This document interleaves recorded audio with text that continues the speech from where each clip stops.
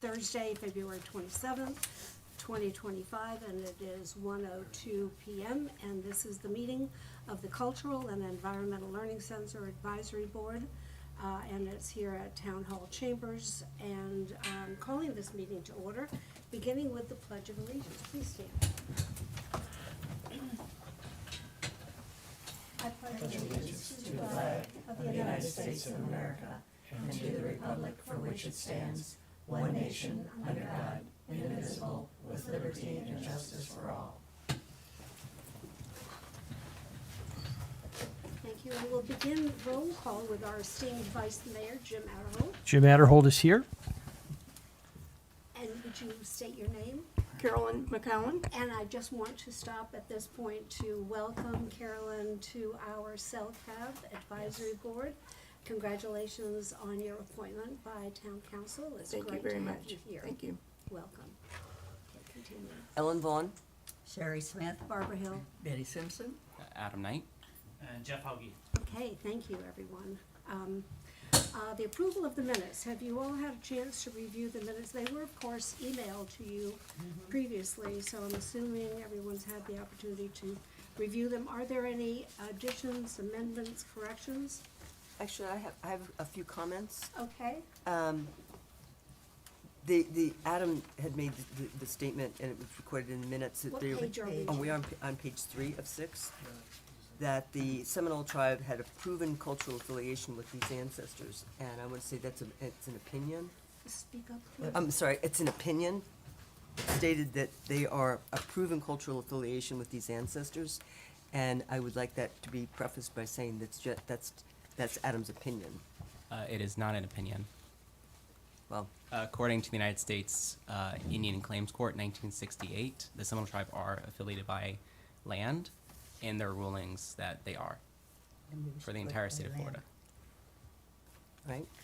Then moving on to page 5, you had indicated that the Friends were paying $2,000 a year for a kiosk. I don't believe we have anything in our budget, that line item that talks about us paying $2,000 a year for a kiosk. Where's that? On page 5? Yes. Page 5. Page 5. I'm sorry. CELCAB member explained that she did not support the location.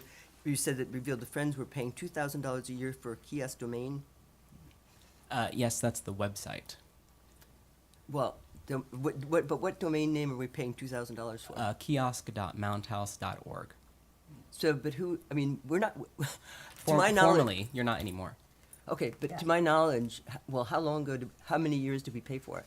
Up until last year.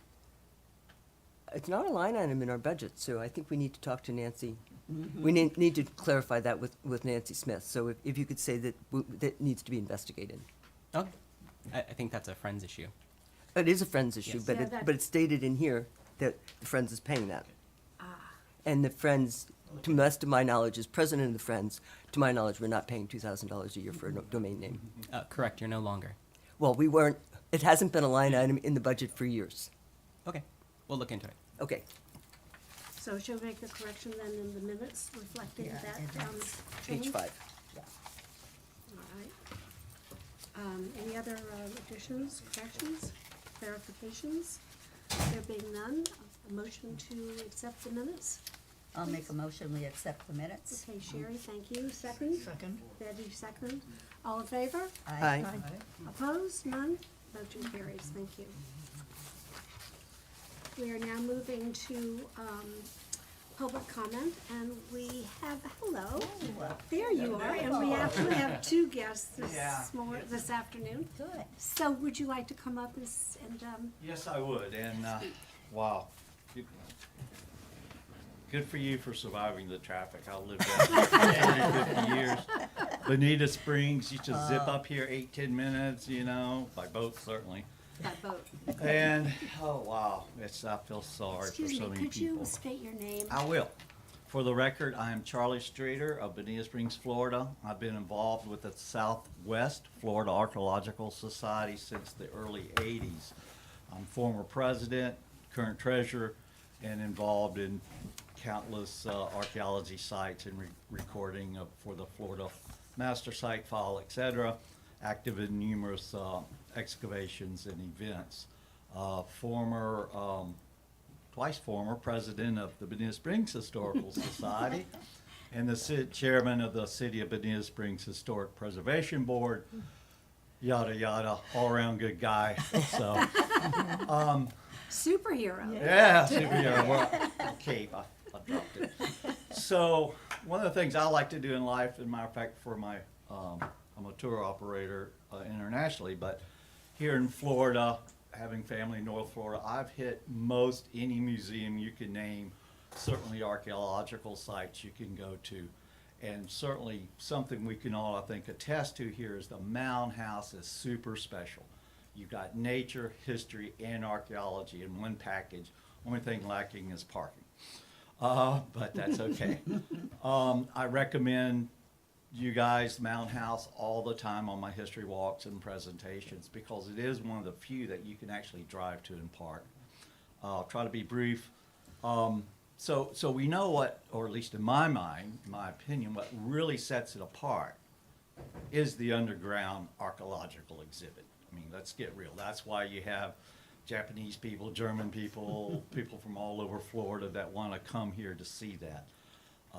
And it is only one. I did research the best I could. I came up with maybe 3 definite, maybe 4 or 5 underground exhibits in all the United States. So this is truly something special that where the public can actually walk into a mound.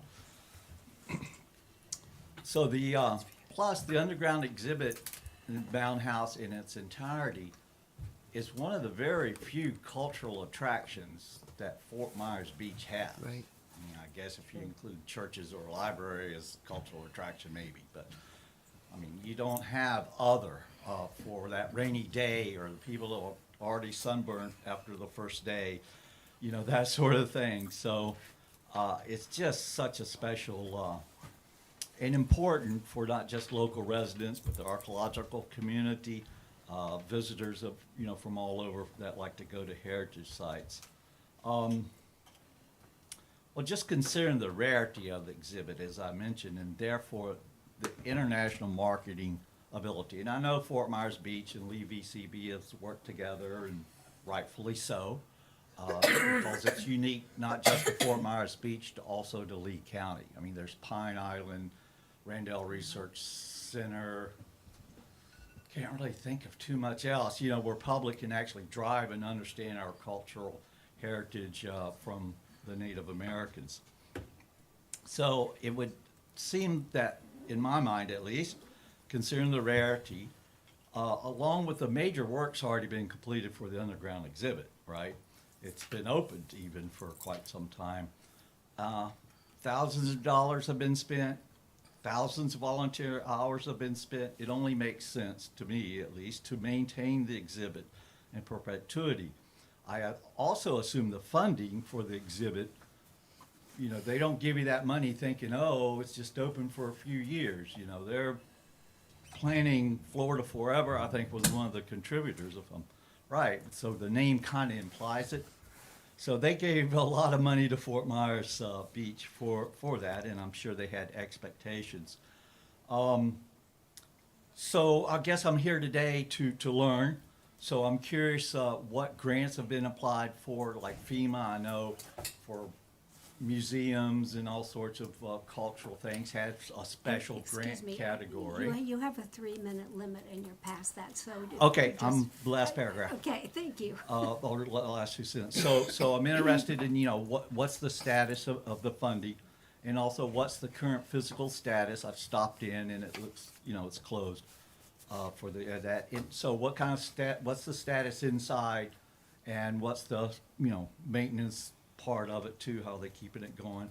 And it's been 60 years since Hurricane Ian and Donna. Let's hope it's another 60 years before these hurricanes. And so I'm here to kind of learn. In my mind, I still think the entrance might be well served, and I think it could be done and still allow handicapped access to have a little rise, so it, you know, would stop that, because we're really mostly talking storm surge here for damage. You know, it comes in, it goes out. So thank you for your time. Thank you very much, Charlie Schrader. Appreciate your comments. And I believe you'll get a lot of those answers when we have the staff report, so that would be, I think, helpful to you.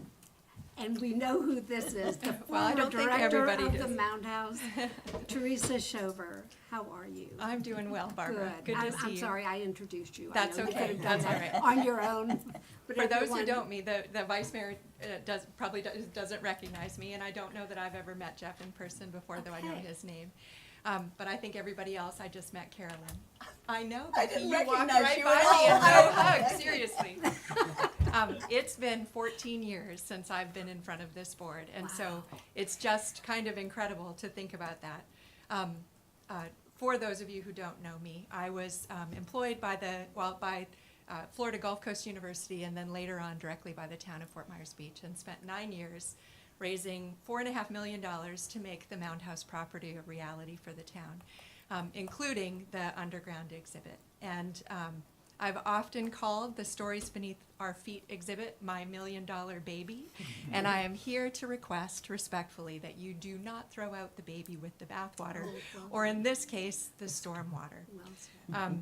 I understand firsthand the challenges of hurricane recovery. I am back in Fort Myers because my own house in Iona, which flooded from Hurricane Ian, is still under repair, and this summer almost pushed me over the edge, and so I can imagine from an administrative perspective that some of that same angst is amplified when you have a public property. But sometimes we make rash decisions when these things sort of hammer us one after another after another. And so what I'm here to suggest, I'll suggest it if Mike can scroll it, is that current events shouldn't be ignored, but rather than an automatic reflex reaction, a thorough, transparent, unbiased assessment of the value of that exhibit as part of your overall strategy for that property would be warranted. You may recall when we were developing the property together, so not all of you were involved, but Becky was, and Sherry was, and Betty was, and Barbara was. We would bring together committees that had multiple perspectives, sometimes engineers, architects, historians, archaeologists, other stakeholders who were citizens from the town, and all of those perspectives together allowed us to be open to resolutions to challenges and new opportunities that can't necessarily be brought forward when you only have one perspective or a small number of perspectives that are being shared and explored. And I think that would be a great approach here. There's a lot of stakeholders for this. Charlie alluded to some of them. Florida Communities Trust, the management plan for the Mound House property is attached to the deed as part of the gift of over $1 million to acquire the parcel. Have you revised the management plan to remove reference to an exhibit at the swimming pool that is archaeological in nature? DHR funding. Has the state been contacted to weigh in? Over $600,000 from the Division of Historical Resources funded the excavations, funded the development of the exhibit. The Florida Humanities Council contributed funding to that. What do they think about this? Have the restrictive covenants of those grants expired? And if they did, how long ago? Even if they did a year, 2, 3 years ago, do you really want to lose DHR as a partner in future work on Fort Myers Beach? It's worth bringing together these partners to be able to gain that broader perspective of what it means to do this. Can you fold this into your strategic planning? Do you have a strategic plan? Have you done an analysis of whether closing this exhibit meets your mission, fits within your vision? What part of your strategic plan? Is it a capitalized asset? What revenue has been generated from the underground exhibit, and how do you compare that? We have 3 minutes. Yes, like- I know. like Charlie. I'm sorry. Can't play favorites here, so. I will end just by saying that there's a lot of things to consider. I'd be glad to submit the list that I created. Some of them may have been considered, but my impression from the news stories that have come out, my impression from talking to some citizens who got in touch with me, is that maybe this is happening faster than that due diligence data gathering would really allow, and it's a major decision that could have ramifications for the town in terms of securing other funding. FEMA would be another entity. Certainly, they have cultural resource specialists that would have evaluated what percentage of your loss is insured versus uninsured. Just lots of things to think about as you grapple with this decision. And so those are overall my comments. I do want to clarify two quick things. One, I was misrepresented in November. I understand I gave a poster presentation at the Southeastern Archaeological Conference called A History in Hurricanes. I invited Adam to participate and collaborate with me on that poster, but I didn't hear back. I understand that it was referred to CELCAB that I recommended closing this exhibit, and that is obviously not true. So hence I'm here to make that comment. And then the second thing I'll mention, Ellen, you were right to say something about the Seminole Tribe of Florida. Yes, they became federally recognized in 1957, but to suggest that it's a fact that all people agree that the Seminole Tribe are the descendants of the Calusa would be a bit of an overshare. History, as we know, is created every day. It's an interpretive discipline, and it's nuanced, and it's important to have multiple perspectives about the past, and I encourage you to have multiple perspectives as you consider what you're going to do with the underground room. Thank you. Thank you Thank so you. much, Thank you. Teresa. Appreciate your words. I assume you have that in a written format. It would be wonderful if you would forward that to Well, us. it's on a note field on my phone from talk to text, but I will be glad to I can send it to Barbara and she can disseminate it, or I can send it to Adam and he can disseminate my suggested list of things that you should consider. It would be best if it did my go to grand Adam, share- because Adam can share it with CELCAB members. You can cut and paste that. Okay, well, let's move on. And so thank you very much for the comments from both Charlie and Teresa. Much appreciated. Staff report. We have Adam, who's going to give a report. Yeah. Obviously, we have a lot to catch up on. Our last meeting was last November. Yes. So we didn't meet in January, and so now we've got catch up. Of course. Yeah, I can start with Newton. I'm good with Okay. that update. Okay.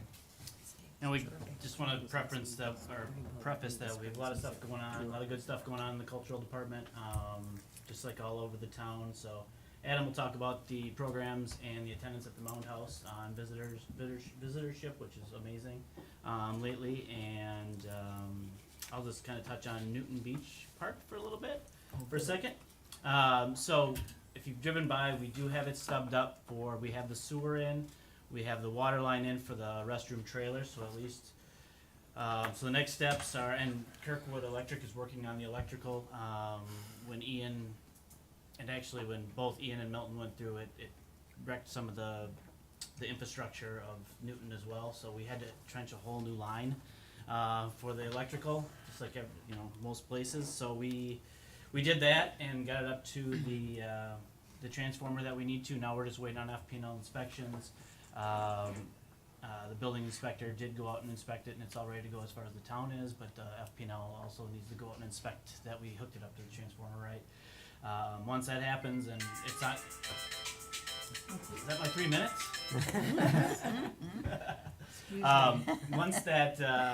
Once we get that okay, and that's kind of on FP&L's timeline, which hopefully will be sooner than later, we'll get the restroom trailer there. We're gonna pour some shell to start until we get the plans for the CBDGR money to redo Newton completely. So I'd say that hopefully, I want to be optimistic, but of course with the beach construction and everything going on, I can't give a date. But hopefully we're ready to pull down the restroom trailer, so at least it's a full access with paid parking. The access is open there, but we don't have much for parking right now, and hopefully that'll be remedied in the next, I want to say, week or two. Week or two, parking? Parking, yes. Wow. Yep. At Newton. We're gonna lay it down. They just got done trenching it. If you've driven by and taken a look at Newton, they filled in all the trench marks, and they have everything stubbed up. You can see where the sewer comes out and where the water lines come out. And Kirkwood was just there yesterday and put the electrical box in for the trailer. So that's all ready to go. We're just waiting on inspection. We're contracting with a company that can dump the shell whenever we're ready. So they're gonna do that here whenever I say let's go, and that might be tomorrow. And then we already have the parking curbs, the curb wheel stops, and we have the signs ordered, so we just have to put them in the ground, and it'll be parking again. The Is C- the parking going to be where it was Yeah. determined? Currently, yeah, it's gonna be just, I think it's gonna be Exactly. probably no more than 8 spots this time, just because of space. We only have, and if, I don't know, hopefully you guys have all driven by and looked at our properties, but, where that green fence is, we only have from there to the road. So we don't have the full access. Are you talking about adjacent to the beach access Stratton View area? Where the or- parking was before. Where it on was. the- Originally, On Estero. Okay. okay, because we Yeah. decided that that's where we were not gonna have parking. When we do the CBDGR, Yes. that is, the parking is gonna be on the other side, but this is just, because we don't have that access yet, because of the Oh. beach renourishment, Oh, we still I don't see. have full access to the, Okay, Okay. but, so it's Yeah, a and then temporary Temporary. location. yeah, this is definitely temporary, that's why we're just putting shell down, for now, just to kinda mitigate, anybody getting stuck in the sand and that kinda thing, cause people like to drive on the beach. So when is the projection that you'll get full access to the property again? Didn't Chad say that beach renourishment would be, it's supposed to be done on the south end by March 10th, but the entire island by the end of March? Yeah, I heard March or April, Yeah. somewhere around there. And then they have to get their equipment off, and then we haven't even received the CDBGR money yet. And what organization is that? Yeah. CBGR? That's HUD. Oh, Pardon okay, me. Through Federal- the federal. county. Through the county. through the yeah. county, okay, Yeah. all these new acronyms. Yeah, that's county money. We had gotten that project on a couple of them, so we got Newton paid for. We got money for the pool finally. Oh, good. Good. And then we also got Congratulations. money for the water tower. We get a whole new water tank because remember the island is only running off one tower, and we'd like that to be 2. So that's a main priority for the town is to get the second water tower up and going. So we have a break. It doesn't shut down the entire island like it has been. And then lighting down Old San Carlos and Times Square, we got money for through that grant. So, but we have about, I think it was $3.5 million for Newton Beach Park. Nice. So we'll be Just putting that back. designated for Newton, three. Just for Newton, correct. Okay. Yep. So we did have, now I'm drawing a blank. Who was here, Barb? We had that meeting with. Is it Dover, the the Yeah, urban, but- urban planners? It was through another FEMA project though. They did the visioning session DDR? at Diamond Head too. Like, Yeah, yep, R2P2. yep, that's it. Yeah, so they came and we had two community visioning sessions. I think Barbara was there. I don't know if Yes. anybody else was there. That we basically had a really good design for Newton and had community input. So we have a good idea of what that's going to look like. I think I did share that with CELCAB at one point too. Yep. After the R2P2 project was done, or the visioning sessions were done. So it's going to go back. It's obviously going to be, because of the Florida Trust Grant, it's going to be an educational park. We'll have a little more open air. We're not gonna. I don't believe we're gonna do. It hasn't. I mean, it's not 100%, but we're not gonna do another building there. We can't recreate a historic cottage. I mean, we can recreate it, but I think we'll have a better use out of it with some open air pavilions. And I think when we did the visioning session, it said we had enough room for about 400 people Wow. to be in either the large pavilion or a smaller grassy or whatever area they're gonna do in the back. So a lot of weddings could happen there, events. So. People could rent a tent if we want to do that. So I think it'd be better just open air, especially with, the track record in the past. With the 3 storms, years. Yep. yes. Thanks for bringing. I didn't want to say storm. That word. Yeah, but I mean, it's just getting more frequent, and even after Ian, we suffered a lot of loss with the other 3 storms that came through Yeah. this year. It was devastating again for us. So infrastructure-wise. Right, Yeah. right. But anyway, that's Newton. I'm sorry I went kind of far into that one, but No, that's good. That's, So- that's, Wonderful. A related question, it's actually really at Jim, I know you had been hoping that we would be able to acquire the property adjacent to it. Is that still on I'm the just, drawing that board? was gonna be my question / discussion item. I haven't had a chance to talk to Jeff about this. I've been noodling this in my own brain. We had about a month ago, the consultant that's putting together the formulaic review of the impact fees for Fort Myers Beach for all these new developments that will have to pay an impact fee. And that'll be grandfathered into the ones that have already been approved as well, because there's still time to capture them. So we don't know exactly what that revenue number will be. We'll have to set what the impact fees are based upon surrounding communities and so forth, but I think it'll be substantive. And what I'm wondering is, and one of the things that Jason Green was part of the team that was that's doing that review.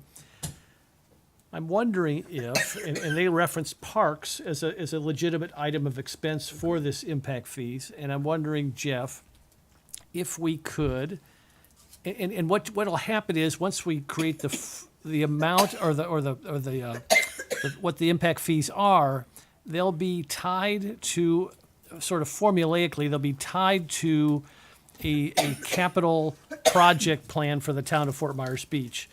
So, in other words, we won't be able to spend that money willy-nilly. We'll have to connect it to a strategic plan, capital plan for the town. And since parks are a legitimate expenditure, I'm wondering if there's a way to monetize that potential cash flow that'll be coming in from the impact fees to leverage us maybe through a loan to acquire that property next to Newton Park and then pay off that loan just over each year with the impact fee money. And that would, because I just drove by it on the way here, and I saw that for sale sign right on the property there. And I know things are going a little slow right now on the island, but still, somebody could snatch that up. And I know we don't have the impact fees coming yet, but just something to think about, and maybe talk to Joe about and the team. Yeah, I'm just not sure if we can, at this point with the bridge loan, we're not able to take out any additional loans until that's all paid off, and I think that was a 10-year loan. So anything capital, we're not allowed to do while we still have that loan. But, so that might be one obstacle, but it's still, I'll explore that with Joe. And I think, too, the hope is to pay that bridge loan off early, obviously, right? So that may not be an obstacle for a long period of time, right? Correct. Yep. I'm not sure about the timeline on Yeah. that, but I know that we can't do any capital or existing. But we know these revenues are coming in, and we know they'll be steady, and we can spend them on parks. My brain's Yeah. just from a cash flow. There's got to be a way to leverage those dollars to potentially acquire that also property. be a good Yeah. public benefit. Oh, absolutely. It has there's a lot of wins there, yeah. Yeah, I think it was listed at, 14 or 17? A little less than that, I Was thought, it? wasn't it? Yeah, I heard 10, but I could be wrong. I Yeah. think last I heard was 14, but it Did- could have went down, I don't know. It could have gone up too, I don't know. Yeah. Or part of that funding for the renovation for the underground exhibit, so it can go back to being open to the public I think that's fair too, yeah. as a consideration, Yeah. absolutely. It has to, I shouldn't say, the statute, state statute ties it, there are certain restrictions on, so the developer, because of, hence the term impact fee, it's got to be somehow connected to the increased growth and density of Fort Myers Beach. And there may be a way to do that, Barbara, I don't know, but it has to, obviously additional pressure and part need of for it. parks because we have more people, more density, more intensity. And it's a little bit gray, but that could work to our advantage. But I think on the parks place, we're pretty safe to play in that space. But, and we talked a little bit about the water ferry as well, and that could be used, the impact fees could be used to help pay for the infrastructure of the water ferry, not necessarily the day-to-day subsidization of it, but the infrastructure, which again impacts Mound House, because I truly believe if we have a water ferry stop at the Mound House, we could potentially double the attendance Right. of the Mound House, particularly on rainy days. Yeah, so it's all very intriguing, and this will be a nice revenue source for the town. Okay. That's But great. I so hope that answers your question, Alan. But It no, does. but we've not acquired the grant money yet. I know Jason from the town staff has been working with the land trust, but it's a lot of money, small property, and I don't think he's hit the jackpot yet, but I know he's I think trying. the most that when he did the research, it was about $1 million was the max. Yeah. So, So I just think we have to start to think outside the box and maybe to leveraging part of that impact fee to procure the opportunity to expand our Yeah. parks could possibly I work. have been open Yeah. to parks, especially on the south side. There's some properties on the Yes. south side I've been looking, just looking at. I mean, obviously it's nothing serious, but there's some condos or some properties that I think would fit really nice into a little park for, some of those neighborhoods that kind of veer back in there. So I am so open for pocket parks. Yeah. Excuse me, as we call them, and would love to have some on the south side because I know that's where a lot of our residents live down there too. Well, we have some and beach. concentrate. We have some beach access challenges on the south end as well, too. We do, Yeah. yeah. But I mean, that's part of the CWA. And you'd have to fight the federal government on that one, but Yeah, because there aren't any beach access points south of the Catholic Church, and that's number 10, and there's no nine, We have 1 to, through 9. our That's public right, works that's has to right. ask for access to get out there to clean it, so. Yeah, that's unfortunate. Thank you, Jim. I just want the record to reflect that Becky Werner joined us at our She board did. meeting. Welcome. I believe it was 1:08 when you were Something by, like that. so just for the record, thank you for being here. Braving the traffic. Continue with your report. That was Newton. That was you for Newton? Okay, Adam, now it's your Alright. turn. So it's pretty good at Mound House. Even with the underground closed, we've actually had host Ian record attendance at Mound House. Fantastic. I'll start with December. I know it sounds What like a million report are years we ago. looking at? Yeah. Oh, I Because we have apologize. two reports here. Which So one is multi-page, and the first page says October. So if you flip 2 pages to page 3, I apologize for no page numbers, Madam No Chair. page numbers yet again. I know. But it's labeled December at the top. It's just, do you have copies of these things, or I know some places have copies? You can No. have mine, I can share. Right now. I'll share with Carolyn. Yeah. So for December 2024, pretty steady attendance. Um, a key thing to point out in December was due to the previously discussed closure of the Mound House Museum from December 8th through December 16th, which because of the Mound House schedule was and the Christmas holidays was also closed until we reopened that, I think it was a Friday on the 26th of December. But in terms of the days we were supposed to be open, the museum was closed the 8th, that week of the 8th and the week of the 16th. And so that closure, even with that closure, we had pretty good attendance overall with the museum. And the closure, as you might recall, was done for 2 things. One was to repair the living room and the ceiling of the living room, which had been damaged due to excessive rainfall over the summertime through not having gutters on the Mound House, which tentative installation date for the new gutters is April 2025. Just Are since we're these new gutters or are they replacement gutters? replacement. Replacement gutters, okay, thank you. Yep. So that ceiling was replaced, and then while that was being done, formerly the Digging Deeper exhibit, aka the bathroom, was closed and turned into a permanent collection storage area, or as we've coined it, the Artifact Preservation Center. It would be the first in a long time permanent collection storage for the artifacts in the town's custody. So they're housed there at the museum. So Brianna, the museum registrar at Mound House, has been doing incredible work in organizing and making sure that the collections are stored within terms of best museum practices as set forth by the American Alliance of Museums. That week I also Adam, I just want to say that Nicole did a nice video with Brianna. Yes. Showing the room and kind of talking about what her role is and how it'll could have aid in education and behind the scenes tours. And I thought that was a really nice video that was posted on the town's website. Yes, we're very excited for the Artifact Preservation Center. Thank you for writing me about that video. If you haven't seen it, it's on the town's social media, both Instagram and Facebook. I think it was last week it was posted, if memory serves. We'll be posting another video next month for a kind of a virtual ribbon cutting when the full plexiglass door. So while the artifacts are safe behind a closed locked door, there'll be a large plexiglass window so people can see an archaeologist at work. And even while it's closed, there is a smaller window that we put in. Yesterday, this morning, Brianna told me that a child was peeking through the windows, watching her peek through a little crack, and screamed to their parents, "Look, Mom, it's a real archaeologist." So that was So she was part of the exhibit. She is. It is. So it's a good public engagement for the vast collection that the town has.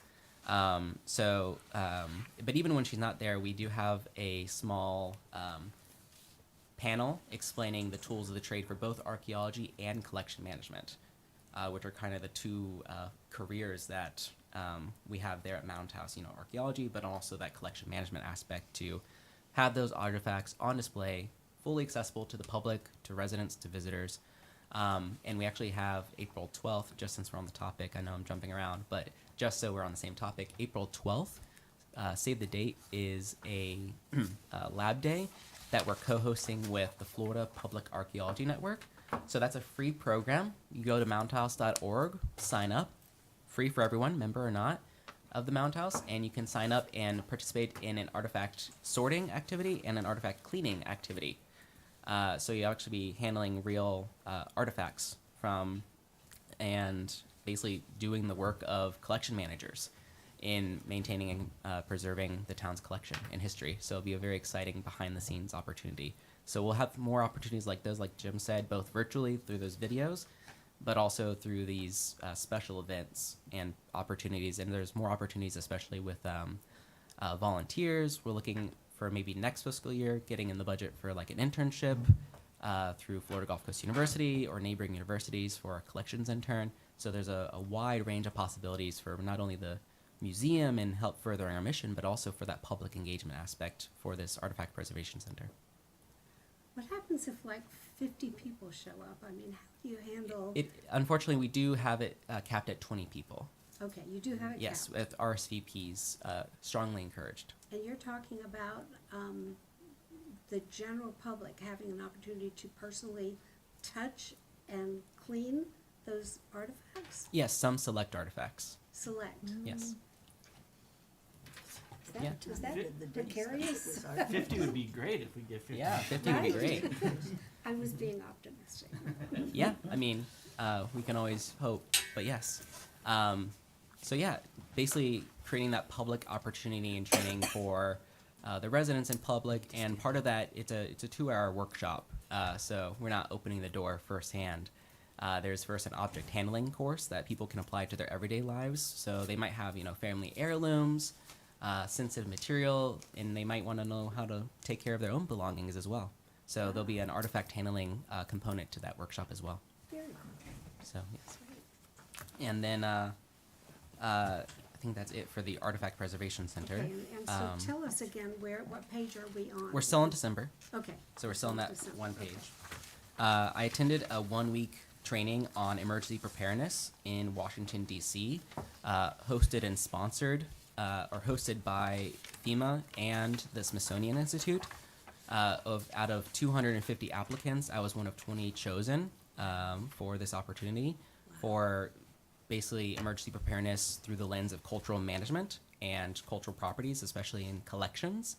So how to safeguard museums and cultural sites and cultural heritage when the disasters happen. So both in terms of preparedness and in response. So that will be very useful in terms as we move forward for one of the core documents for accreditation, emergency preparedness plan, and also in terms of training staff to better safeguard the Mound House in all shapes and forms, both the collections, but also in terms of staff safety and better being a resource to the town.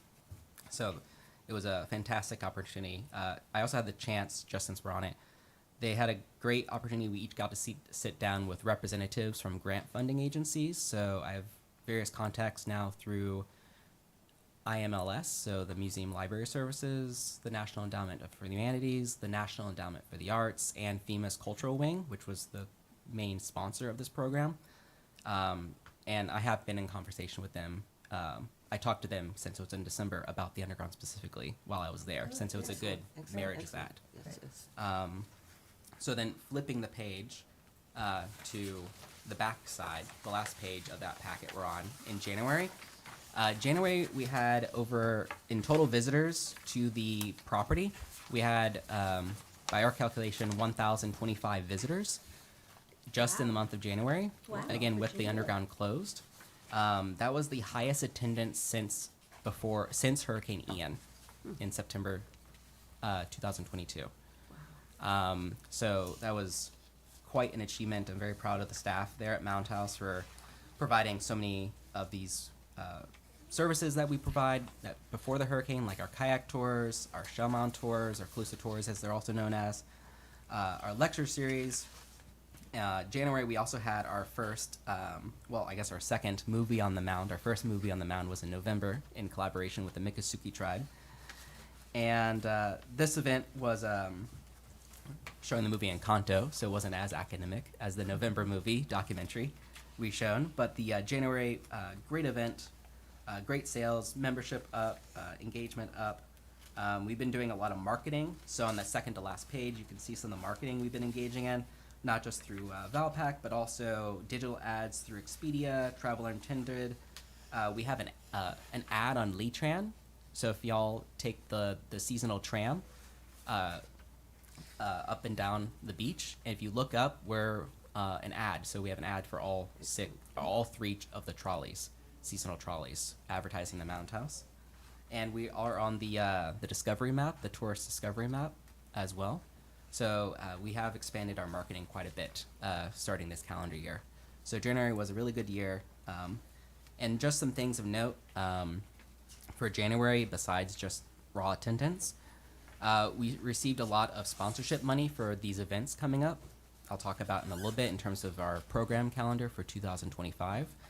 I received a $500 sponsorship from Coastal Engineering to sponsor the January movie on the Mound. We received $1,500 sponsorship for the February movie on the Mound, thanks to the Fort Myers Beach Chamber of Commerce.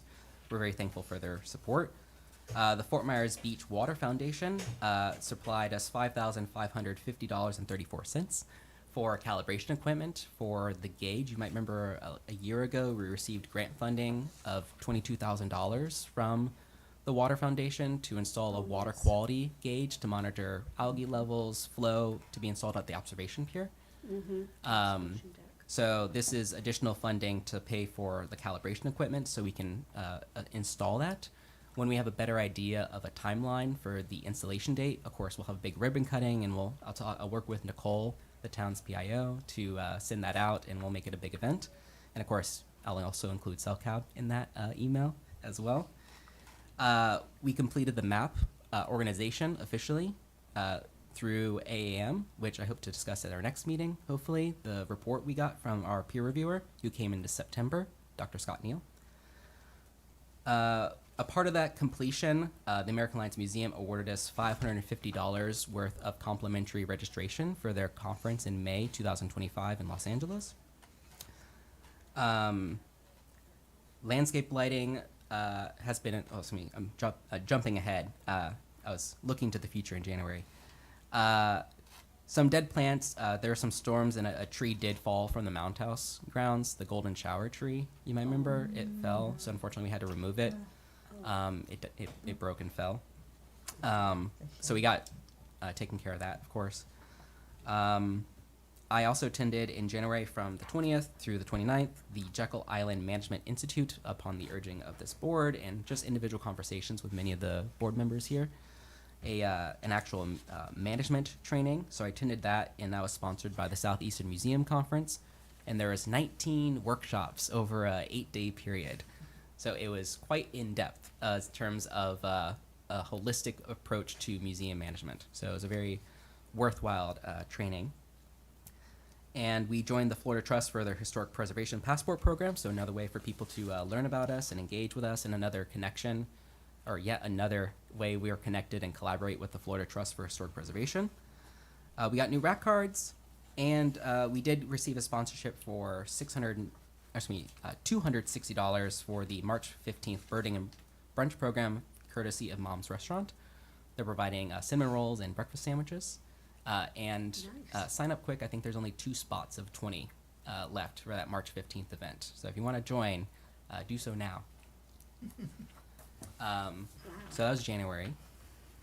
Questions so far before I move on to Yeah. February, which is this I next just packet? wanted to ask here, I was looking Yes. at, you have the total visitors at 1,025, and then you break it down for museum admissions and then ground visitors.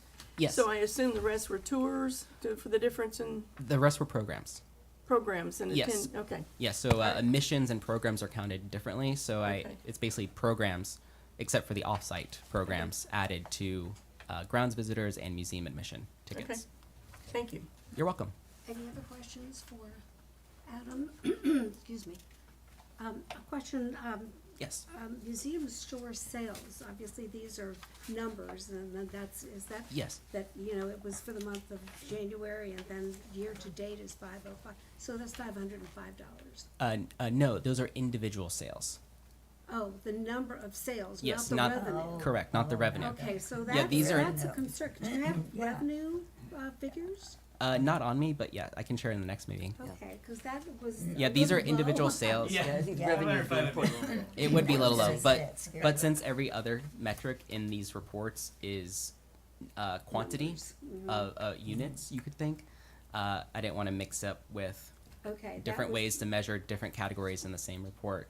But I can do so in the future if it makes it easier to read. It would really be nice to, actually have To that have a separate, simply readout. because it is a revenue-based. Mhm. I'd also like to see kind of what not that we're responsible for your budget, we understand that, but just as in terms of growth and expansion, to see what kind of revenue we're getting from museum sales, what kind of revenue we're getting from kayak tours, and maybe just that one segment that's separate apart from the actual Yeah. attendance would be great. Absolutely, I can totally share that with you. I do know on the top of my head, last fiscal year, our goal or our intended revenue was $71,000 and change, and we For made programming, for everything. okay, for everything. Our all entire revenue-based, okay. and programs, museums. admission, rentals, donations. Membership, is membership part of that as well?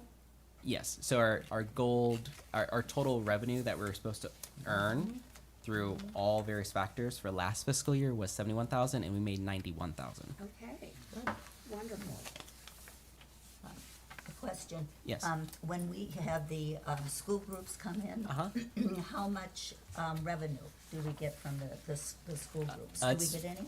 Yes, we do. So Yeah. it's with the excuse me, it's $5 a student. A student? Yes. Okay, and are they listed in the, number of visitors?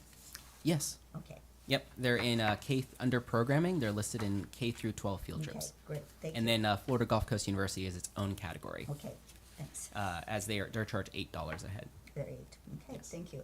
You have been busy, Yes, we have been very busy. and you've gone to 2 national conferences. Yes. So very, very busy. So I'm very thankful that we have a very well-trained, very professional, highly qualified staff at Mount House with Karina, Sandra, Franklin, Ashley, and Brianna, running operations while I'm at these conferences. Well, I'm only going to 2. I'm tired. Only 2, that is it. You got I'm work to I'm do. tired for a while. Conferenced out. Yes. With regard to the report, because we're really focusing on the underground exhibit in a few minutes, but with regard to the MAP program, the effort, are we gonna really, and the collection management policy and all of that, is that going to be deferred till next month? Because I don't see it on the agenda. Correct. Yes, Right. I'll talk to you about working on next month's agenda, but since it is a lengthy report that the peer reviewer issued, yes, I'll send that out with plenty of time for the staff or the CELCAB to read Okay. in terms of his final report, because I think it's 50 or 60 pages. But yes, so hopefully next meeting we'll be able to focus on that. One of the things too that Adam and I talked about is, while the town manager has their weekly meetings with the town council, is to give them an opportunity to read it too, and have their input on it as well. So since Okay. it's a townwide, it involved all entities and involved them as well. We had the joint meeting. Some were interviewed, that kind of thing. So we're gonna Okay. give them an opportunity to read through it. And Good, Make some because that's an integral part of our Absolutely. strategic planning going forward. And obviously, with regard to the strategic plan, that was a question that I do believe that we are trying to coordinate with the town, because the town council and staff is looking at building a strategic plan for the entire town, right? We just had our first kickoff, well, it wasn't really, or a second kickoff session for our strategic plan. There is overlap to what the Mound House is doing, but also I tried to convey to the strategic planners that the comprehensive plan, which we're also trying to finalize, is much more comprehensive than I think they originally assumed, having read I know you've all read the comprehensive plan. It's very broad. And so we all have to be talking to each other and kind of be in sync with each other as we go through this process. But yes, the answer to your question is yes. Okay. Yep.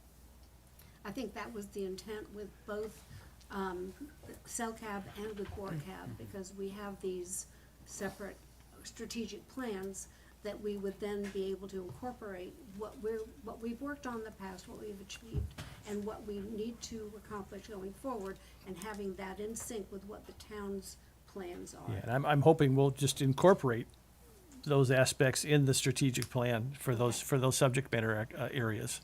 And I, to Adam's point, the peer reviewer pointed out that, you know, our strategic plan really hadn't been updated in several years, unfortunately. We've had COVID, we've had hurricanes, and so we know that that has been lacking for all of us in terms of planning going forward. No question about it, yeah. Okay, thank you. And then the last thing for the general staff report before, in terms of, I guess, the general staff report, is just February. Even though February's not over, we did beat January's record by, what is it, 3 days? So, Wow. and so very busy at Mound House, across the board, kayak tours, guided tours, programs. Movie on the Mound had another good attendance, 38 people.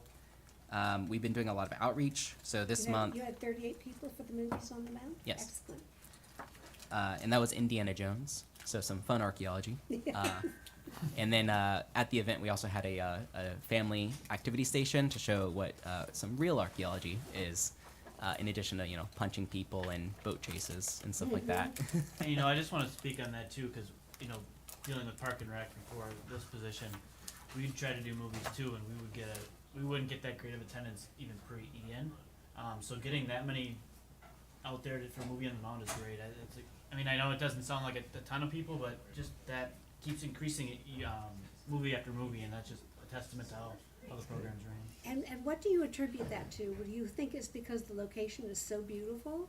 The setting itself is conducive? Could be. I'm As opposed to Bay Oaks? Yeah, and I'm wondering if, you know, we haven't done a survey on them, but, you know, they came and they had a great time, and the staff were nice and friendly, and it was a beautiful location.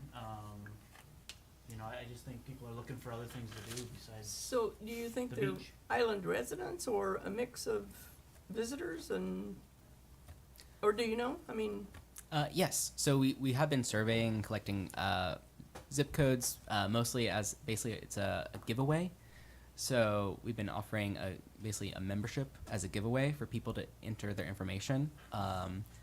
And through that information, a lot of people are coming from off island, from the neighboring areas, and a lot of them are families and first-time visitors to Mound House. So we're attracting new audiences. And that's held in the evening, so that when things are open during the They've been day, able to which get they here? can't come to, it Good gives question. them, you're reaching a different audience. Yes. So we don't have just because of the way the sun sets, because if we had another movie on the Mound next month, it wouldn't start until 8:30, which is a bit late, especially with the noise ordinances. So our next movie on the Mound, because of the sun's schedule, will be in November, and we'll be showing the movie Shrek, which is a kind of a cult classic. So Which one? Shrek. Oh, my favorite. Yes. I Yes. do like, So we'll be showing Shrek, a nice, lighthearted movie. good. So that's been good, and we've also been doing a lot of outreach.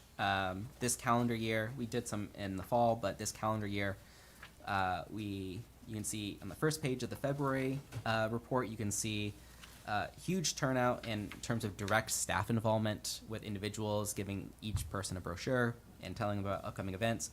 The Burrowing Owl Festival, the IMAG Community Day, the Cape Coral Classic Car Fest, and next month we actually have, or next week is a bit of a gauntlet. We're attending the Shrimp Festival, the Sanibel Shell Show, and the Immokalee Pioneer Museum, all in the same day. So it's going to be quite the busy staff at Mound House, spreading the word. And we also had some rentals in February we had a celebration of life. We had the Friends of Mound House use the facility for the silver anniversary, 75 people, quite fitting, divisible by 25. And for the 25th year of public ownership. And then the Estero Island Historical Society has been using, in collaboration with them, providing a space for their lecture series until they provide a more permanent, larger venue they can find. And That's a wonderful partnership to encourage. and then we continued with marketing. And then just real quick, other things to note for February, pathway lighting was installed at Mound House. So there's a navigational way and a safe way for people to transvest, I guess, or transit from the small parking lot to the museum and to the office restroom building. So that's a lot of visitors have noted it's very helpful. We also got the observation pier lighting restored. It's not restored, repaired after it was damaged in Hurricane Ian. So now we have dock lighting, and the dock is illuminated. And we're continuing to investigate, which I'll talk about in a moment, always possible to keep the underground open. And we also got, are installing new signs on the observation pier and the dinghy dock. There's currently not a sign on the observation pier showing what the Mound House is. We get a lot of boat traffic. We probably have, well, we do. We have more boat traffic than we do car traffic or pedestrian traffic coming to Mound House, or going by Mound House, I should say. So we're putting a nice sign on the observation pier that'll be visible from the canal for all those tour boats that go by and people that will drive by and comment saying, "Oh, what a nice house," not really realizing it's a museum. Dock and Discover, park, museum, kayak tours. And then there's currently a sign on the dinghy dock. It's a little, it's not as welcoming as we would want. It talks about fines and ordinances and punishments for not using the dock in the proper way. So No, I added a word, welcome, and on this new sign, and inviting people, still reminding people it's limited dock space. Docking is limited, Mound House visitors only, but welcoming people. So hopefully we'll get more visitors. Casual boaters using those 2 slips at the dinghy dock to visit the Mound House. If no one else knows, you can visit the Mound House by boat. Quite a rare opportunity. Not too many museums offer that opportunity, so we're quite proud of it. I think the only other museum I know of in the area is, I think, the Tampa Museum of Art, or Art Museum. Yeah, downtown, by Riverwalk. By Riverwalk. Right. So hopefully the sign will be built in for maybe a future ferry system. So So You Adam, say- sorry, go ahead, Madam Chair. I just wondered where's the dinghy dock? the Oh, you're talking about the small dock. the small dock, Okay, sorry. so that gives We call it people the an dinghy dock. opportunity to put their boat in temporarily. Yep, there are 2 And slips. be able to walk off and get onto the site, okay. Yes. So if someone had a traditional boat, could they come to the Mound House? Absolutely. So not just a dinghy boat, not just Oh, a dinghy, but a Yeah, traditional. sorry. We, A we- boat dock. It is a boat dock. I It think is a it's boat dock. 15, 18 feet long. We've Yeah, had from we've had pontoon boats from like Shell Point come and bring tour groups that way. Like full pontoon boats. Does the With 20, 30 people. does the harbor master know of this, and can they communicate that to those staying at the mooring field? Yeah, they are aware of it. I talk to the office occasionally, and they'll have people ask at the office whether or not they can visit Mound House by boat, or what that dock is. They at Mound would House. probably likely take their dinghy to the They Mound House. can as well. Yeah. Yeah, but there's that huge anchorage, Yeah. the informal anchorage, that kind of spills back into Mantantas Pass, Yeah. down towards Halpecny Bay. But yeah, some people that live out there on the boats, they'll come and visit Mound House. They'll use their dinghy dock. They don't, as visitors, just to walk around. Some Yeah. of them have dogs, so they'll walk their dogs and use it like anyone else. So yeah, it's a I think great if you just put opportunity. Public restroom, that'd really attract people.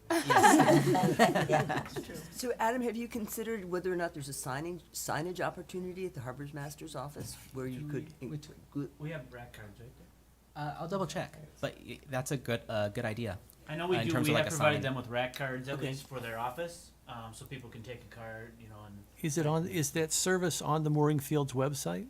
For those who visit the mooring field's website, just to see what's available and how it works? I don't know. I'll look into it. I know we have talked to Curtis about, actually, he brought it up to us about promoting it too, so, because he Wonderful. knows that there Nice. is, so. Yeah, great.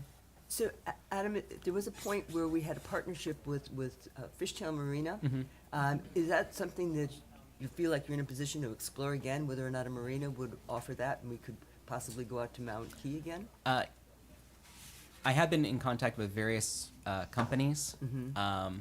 I unfortunately haven't been successful in forming a partnership. There's been a couple people. Allison was also doing that, as you might recall, trying to seek a partnership of some kind.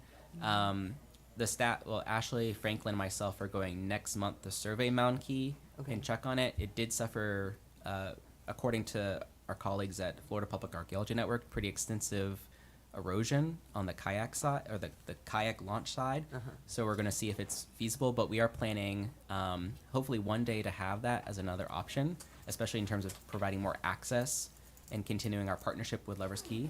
But we have been in contact with Lovers Key State Park, and we do have permission to have kayak tours launching out of the bayside of Lovers Key and Ooh. paddling the 45 minutes from the bayside park of Lovers Key to Mound Key itself.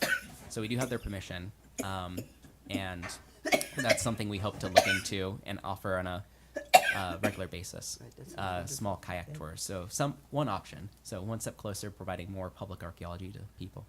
So the dock that had been at Mount Key that was on private property, but as I understand it, the whole island is now state owned. Yes, that was donated by Donated. the McGee family. So is that dock still a functional dock?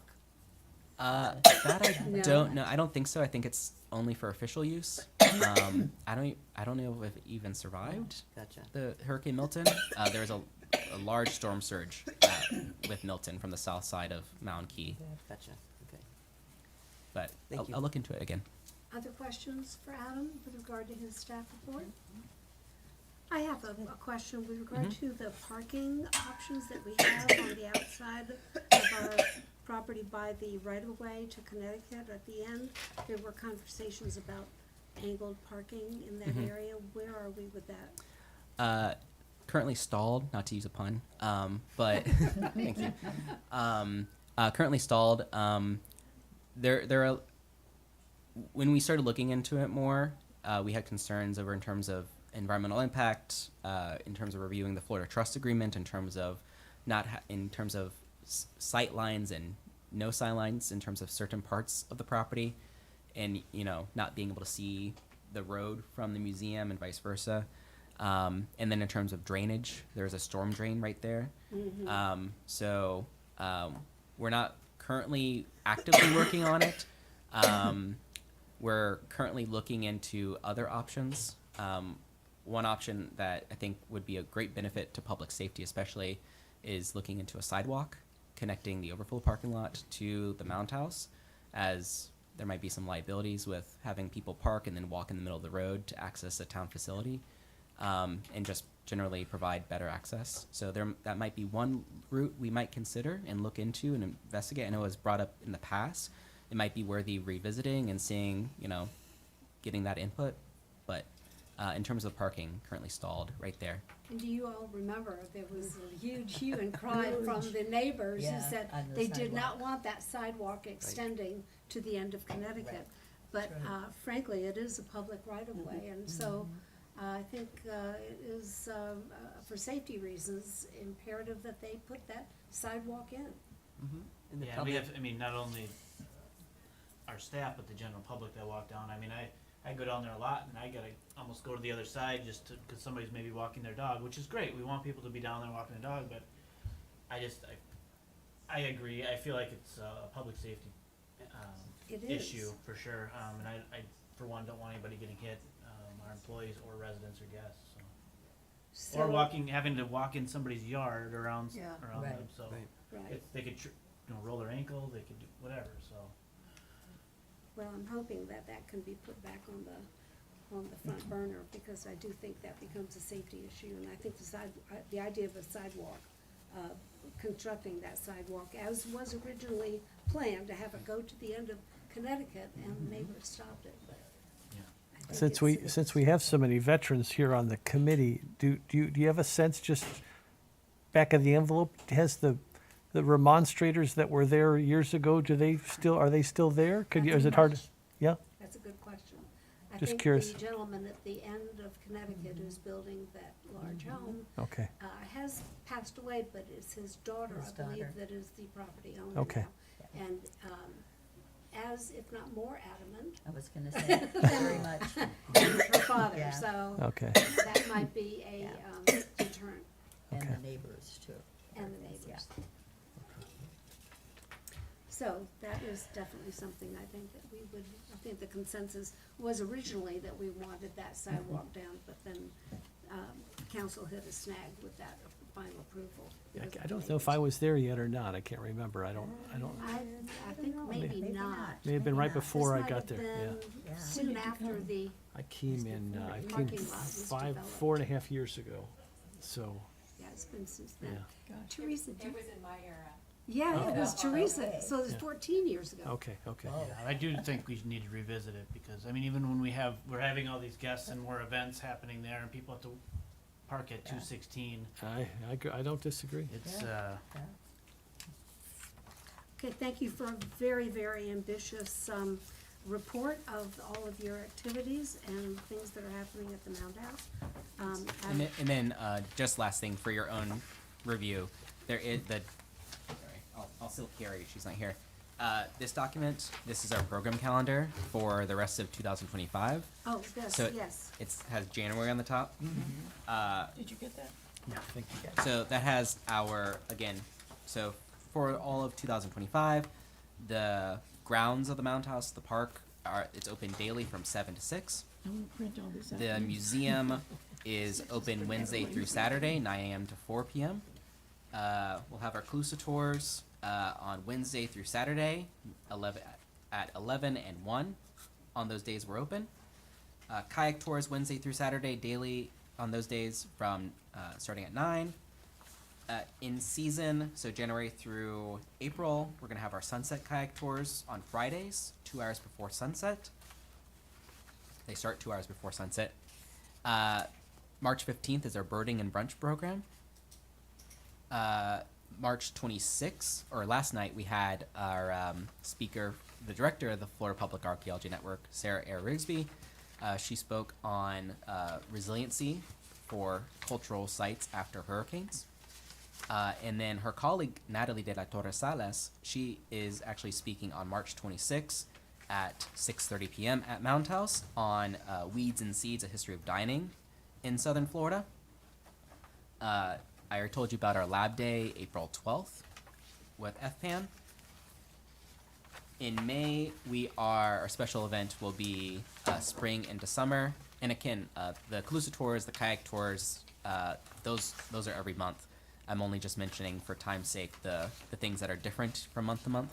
So May, we have the day before Mother's Day.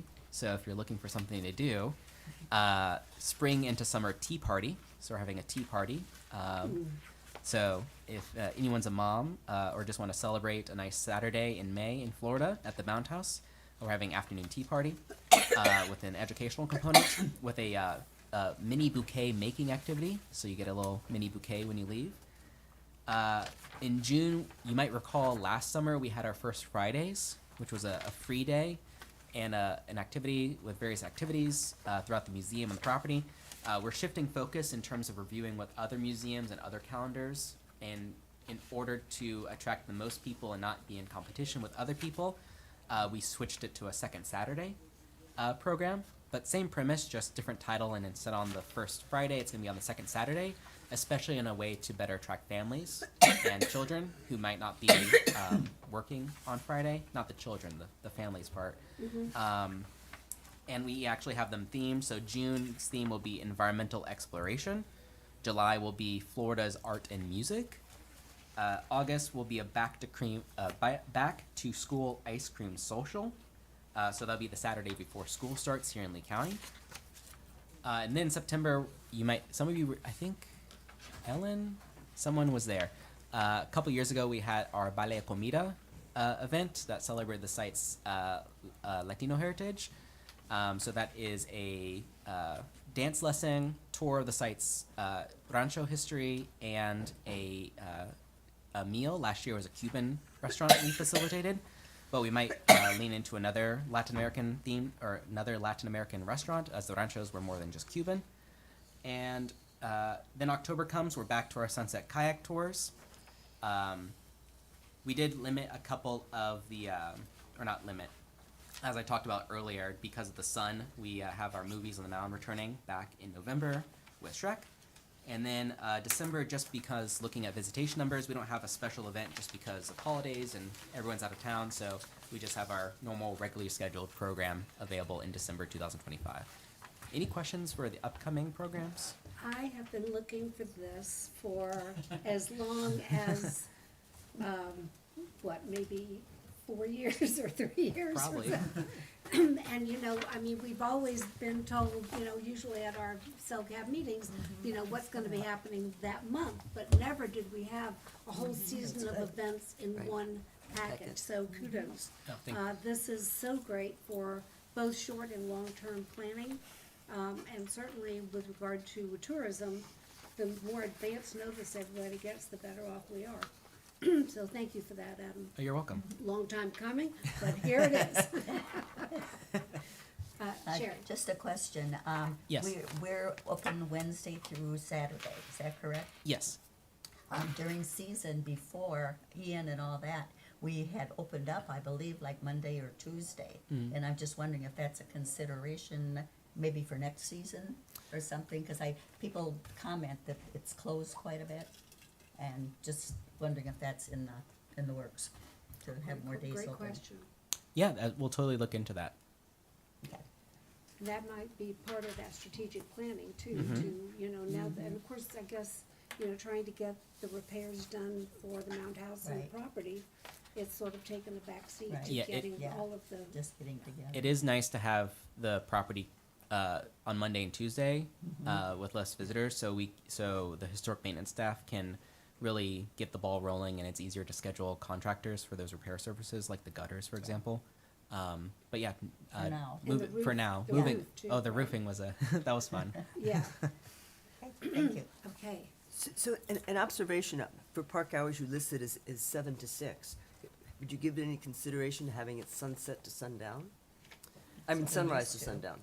I'll look into it. We're very thankful to have the help from the public works staff and the neighborhood services staff in helping us secure the property and maintaining public access, but also safety, especially since the Mound House does have a smaller staff. So I'll have to check with them, but it is something to consider, and I'll look into it. Okay, any other questions for Adam before we move on? There being none, we can go to the underground exhibit, which is, of course, why you both are here. So, let me preface this by saying, at our last meeting in November, that we voted unanimously to look at all options to explore all means by which we can effectively, ultimately get that underground exhibit open to the public. So we had that unanimously from us. I then presented that report to town council, and the town council verbally voted individually, each one of them unanimously, to also support the opening of the underground exhibit and the repair and the study in terms of what it takes and the feasibility of what it takes to get that. So I think it's important for the community in general to understand that we are looking forward to exploring all options necessary with the intent of getting the underground exhibit open. So everybody's on the same page. Well, hopefully Most- someone in the press will, I'm sorry? hopefully someone in the press will state that, so there's not a lot of gray area. Yes, exactly. And I think it's important that council, is unanimously supportive. That's big, because of course the issue becomes funding. And so we are hoping that, this will, go forward. All And right. I know we had the discussion at CELCAB, because that's one of my advisory boards too. They were talking about, and not that priorities in the town, I don't know if council's ever said priorities from here and there, but, this is one of our departmental priorities, is getting this open, just as, we still have Bay Oaks and the pool not open at all, just because of funding issues. Now we Yeah. finally got funding for both. And so it's just a matter of you know, like I said about the pool, if someone wants to write us a check, you know, we'll do whatever needed. But of the above. all of the above. And I know it's not just a financial piece, but that is, you know, being a director, that is one piece. You know, we decided not to do another softball field because of cost here. You know, we just decided to do an open field. Now, I'm not saying we're gonna, just because of cost, we close it down. You know, we're gonna look at every option possible. And Adam, he'll give you a brief report today about what we've been doing and getting people in and trying to get people in to keep it open. But we're doing our due diligence with getting people in. I'll let Adam kind of talk more about that, but it is still a priority to keep all of our assets in the town open. Some are just bigger priorities than others, such as a water tank. We need water on the island, so we're going to put probably our money towards that, and you know, those kind of things. But there's grants out there. Like Adam said, he talked to a lot of financial and grant people when he was on his conference, work yeah. trips. Professional development, correct. You know, and hopefully we can just get that. I know we are, you know, I'll let him do his thing and report on what we've been doing, but yeah, we just have to make sure it's safe, responsible for having people in there, and we're doing our diligence. Go ahead, Adam. Oh, no worries. Sorry, I didn't mean to talk so much. No, please. More opinions, the better.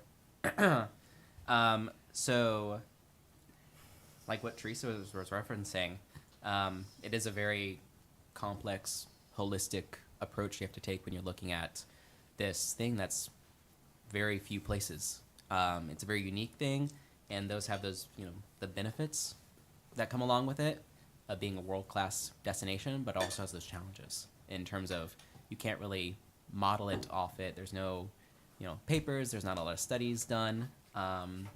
So in terms of, you know, how to reopen an underground exhibit after numerous hurricanes and numerous flooding. Wasn't it 5 saltwater intrusions? Five separate saltwater intrusions in 2 years. Yeah. So Nicole, Debbie, Eileen or Irene? Helene. Oh no, Irene. Oh. Adalia. That's what Oh, it was. Adalia. Adalia. Yes, Adalia. Yes. Debbie, Helene, and Milton. Yeah. Helene and Milton being the most serious at 32 inches of inundation, and Milton at 51 inches of inundation measured from the concrete floor. If I know no one's there, but at the lecture, Sarah showed not a very flattering picture of me, but it was a picture of me being used as a measuring tape where the storm water got up to my shoulder after Milton. So just to give you a perspective of how high 51 inches is. Now, Adam, would you just Yes. take a quick second on the 51-inch issue? yeah, Can you explain how was that due to the storm surge? Was it due to seepage or all of the above? all the above. So most of the flooding is coming up from the basically groundwater, or not groundwater. It's coming through ground intrusion, so it's flooding up, and usually like was observed by staff during Debbie. The water was actually flowing out of the underground towards that little vent you might recall that's just before the entrance. The water was actually flushing out of the underground towards the exit. Does that mean it was seeping into the underground exhibit and then flowing out? Yeah, it was basically flooding from the back through the soil. So when you walk into the underground, you might recall there's the area that used to have 6 excavation units that kind of looked like a checkerboard pattern. Yeah. So basically the water is rising up through the soil there. And, you know, it was even observed well before Ian, the stormwater inundation, not just stormwater inundation during king tides. So that's why Allison works so hard with the Florida Public Archaeology Network, the University of Georgia, Flagler College, Florida Gulf Coast University, the University of Florida, and the Seminole Tribe of Florida to help mitigate. You might recall it was actually a week before Hurricane Ian. Archaeologists were there to remove those last unexcavated units, not because of Ian, because they were damaged during Irma. From That- 2017. Yes. So they were actually playing catch up, which inadvertently was a good thing in terms of timing because Hurricane Ian, the room was completely submerged. So it flooded not through the door, but it's flooding up through the soil because, you know, it is a window to the past, as it's sometimes, or at least And Spanish it's Point calls it below that. sea level. And it is below sea level.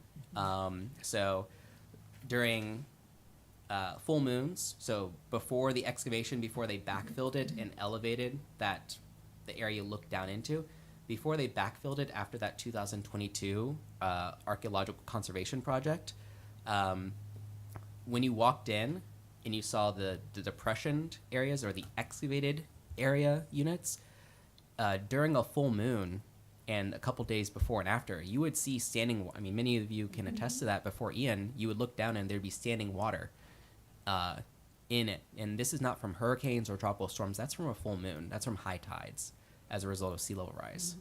I think also over the years, if you looked at the video and looked at that was white sand with Right. those excavation units. They were very That yeah. all got very, you know, I want to say dirty, just discolored because of erosion, and the sides They collapsed in. collapsed Yeah, in a and little after bit. So- Helene and Ian, we really found that you can, you know, we had a structural engineer in there, and he was doing a flashlight underneath where the concrete is, and you could tell it was all washed out. So there's a layer underneath that concrete that doesn't have any base to it. Scoured.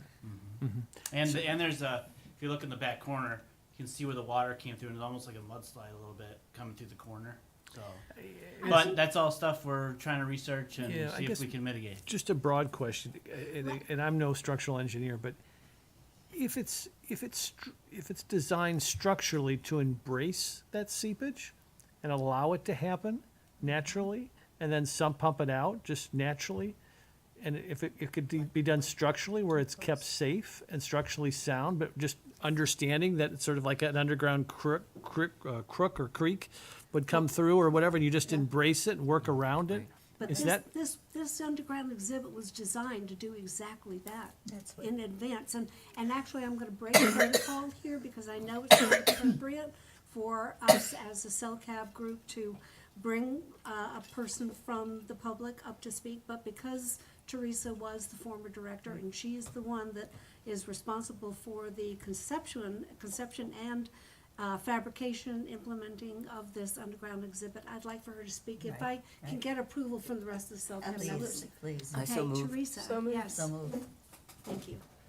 Thank you, Barbara. There's some history here that I think is really important, which was actually the part of the purpose of the presentation I made up in Virginia in November, was a retrospective on the history of the exhibit, but also to look at how it fared based on all of the design intentions that went into it. And so a number of them are what you all are talking about, which is why I was like, Barbara, let me speak, because it's one thing to go around and say, well, what does it do? We don't, But, yeah. right, and certainly there's institutional knowledge that gets lost over time, right? I mean, this exhibit was designed when I was still at Florida Gulf Coast University. So I want to say I submitted the first grant application to install it, maybe 2001 or 2000. I mean, it was that long ago that we were doing the planning for this. So certainly I think, you know, the town's changed. There's been a loss of documents, I understand. Certainly there was a lot of damage on the island from Ian.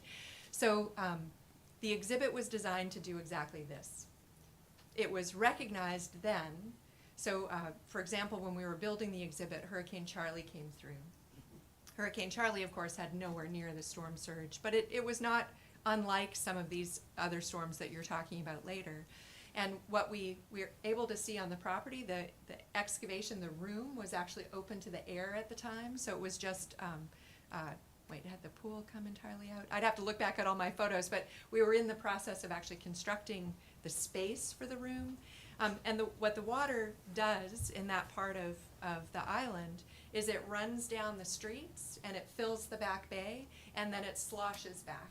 So there was actually a higher storm surge on the back bay side than on the entrance side, which gave us a little bit of a good feeling at the time, because of course we knew as we were designing it was a balance between how do you create this exhibit without impacting negatively the view of the property from the front, because the goal was to preserve the historic view of the house, the cistern restoration, with all those early photos, so that you don't have something that's 2 feet higher, for example, and then popped up so that you have the historic house and then all of a sudden you have something that looks like a septic tank next to it, right? So that was one of the considerations, but then being able to enter from below. So the floor is sloped from back to front because the expectation was, as time goes by and seasonally, high tides, perfect moon, a storm hitting from the right direction on a max tide, these things will create opportunities for water to rise. And so the floor was designed for the water to flow out. The French drain that's outside the entrance is connected to a sump pump system. So on lower water threats, that's how it's exactly supposed to work. Water comes in, water flows out, water gets pumped out to the canal in between where where Larry Noon used to live.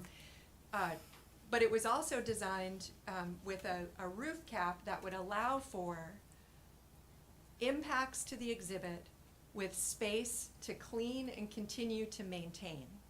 And I think that's what's been lost most through time. So like those excavation units that were being referred to were, that space was inundated before Irma. And those excavation units should have come out probably 5 or more years before then. Because water actually flowed in, so I think what you're referring to, flowed in by where today there's the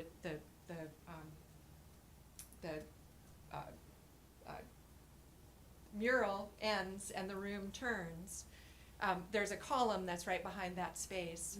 And initially, the roof cap was constructed, so the roof cap is hollow core concrete. It's like a parking garage.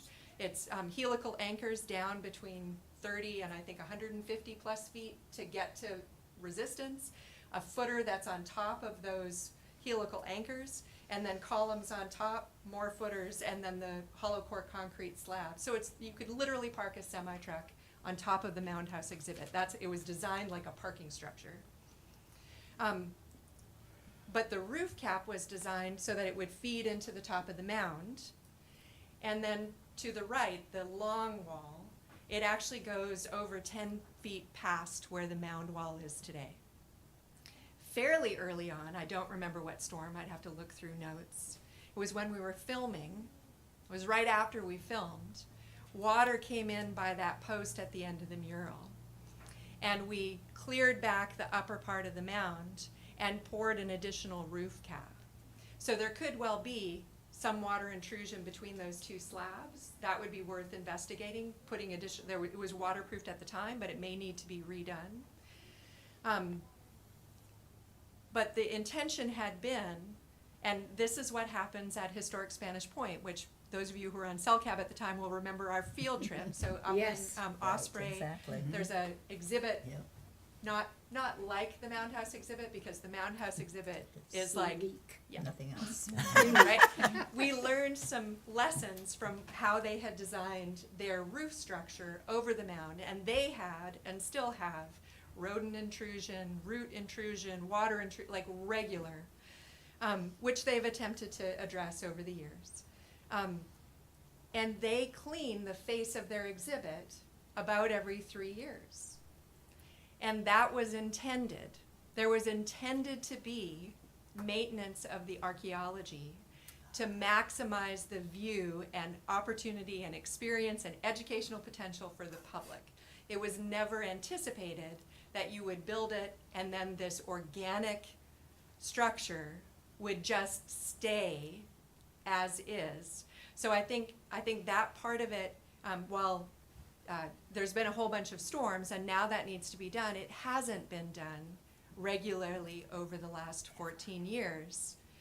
And so had it been, there may be less any one time, right? To be able to have to do to kind of get it back to that normal. But the building was designed, and I'd have to re-ask David Sachs, or you all could re-ask David Sachs, who was the landscape architect who worked on the project. Some of the pathways, some of the ways that we resculpted parts of the mound. So when the Long family was there in the 1950s, they did a bunch of leveling. There used to be parking spaces. Some of you will remember there was a carport to the right of the structure. There was a whole parking pad there and a couple of spaces. The back dirt from the excavation was used to reconstruct the shape of the mound in those areas. So there's clear separation because the asphalt's still there. We just cut holes in it and made it so that it was permeable. But we reutilized that stuff, and there was some sculpting done to help the water flow away from that entrance. But again, that's the landscape architect and the civil engineer from ECT. Forget his, I can see him in my face, but I forget his name. But it was also expected that there would be a big storm at some point. And the goal was to create, or to prevent, rushing water from entering. Because rushing water is the damage. So all of the design intent was about how do you get water out once it's in, and how do you prevent rushing water from coming in the exhibit? Because rushing water would cavern out the base spaces, and then you'd get partial collapse of those spaces that are available to the public to see. I'm happy to answer questions, but that's just, you know, I just wanted to give some of that background because I think it's relevant to your conversation. Oh, it is. Thank you so much. Thank That's you. very valuable. I actually have a couple questions. Just since we've been starting to look into this and getting, you know, with getting the fire department down there for CTOs and TCOs, did you have any issues with that? And what permits did you? TCOs, CTO, you're gonna have to give me like the whole. Did you have to get an occupancy for that since it Oh, was yeah, part of the? of course, yep. Because we can't. Do you know that would have been 2000 what? We're just trying to locate some of these so we can. 2010, go I back think, is and- when the occupancy, so the room was finished before the pathways were done, because in May of 2010, the Florida Anthropological Society and the Florida Trust for Historic Preservation conferences were in Fort Myers, and it was the Mound House was the opening reception for both of those conferences, and it was the first time the public were allowed into the exhibit, but the paths were wooden boardwalks. Okay. So we Yeah, had to we're- get the occupancy certificate in order to be able to do the Yeah, we're having conferences. trouble locating the original permit, so I just didn't know what. For that some would've reason, been. I thought it was 2008. No, it's not. No, it was 10. That was Okay, 10. 2010. Yeah, and then Okay, the we'll look pathways back got then. built after that because the pathway funding came from TDC, right? The 1.3 million from TDC included the pathways and the sculpting of the mound that I'm talking about, and all the French drain and some of that other entrance work and the signage and the dock. Okay. So, Teresa, does the documentation from all of that work, does that live with the town? Sure. I have some copies of like design, like the schematic design for exhibits. But the town has had all of it, right? Because Kathy Lewis might be the other person to ask. So as I was transitioning away from the Mound House, Kathy Lewis was the Public Works Director. I don't know if she still works out on Sanibel, but she had been in Parks and Rec out on Sanibel. Or Jack Green, who's still around, He's although. still around. Yeah, yeah. So, So that would be helpful. But all the permitting was done at the time through Lee County, I think. So I don't, Oh, I know that, that's- yeah. because it was still in that transition of community developing permitting, so you might look there, and you might look at 289 Connecticut, because at the time, the address hadn't been rechanged. Ah, that's another thing. I'm just throwing out Right, ideas. as Yeah, we're just possibilities. we've been Right. as we're asked to do our due diligence, we've been trying to get everything to get if we have to get permits, and I don't know, you know, if we have to Did get you lose DEP. records from the town building? Everything was electronic, most of it, but we did have some in a waterproof safe. Lucky for But you. we did recover most of it, and we were able to view it, but we haven't found. I don't think we found any. Do we have schematics? And So far, just because we haven't found it yet doesn't mean it's not somewhere. So the zoning department there, I've also been meeting with the zoning department, the floodplain folks, and they've been very helpful in helping me try to locate necessary documents to move forward. yeah. Yeah. Yeah. Okay. I know that soon after, and you were gone by then, but there was a minor water incursion Yes. very shortly after you left. And I remember saying something, just, why didn't you fix the sump pumps? The sump pump Oh. hadn't been on, I think, when that happened. We didn't know it was there.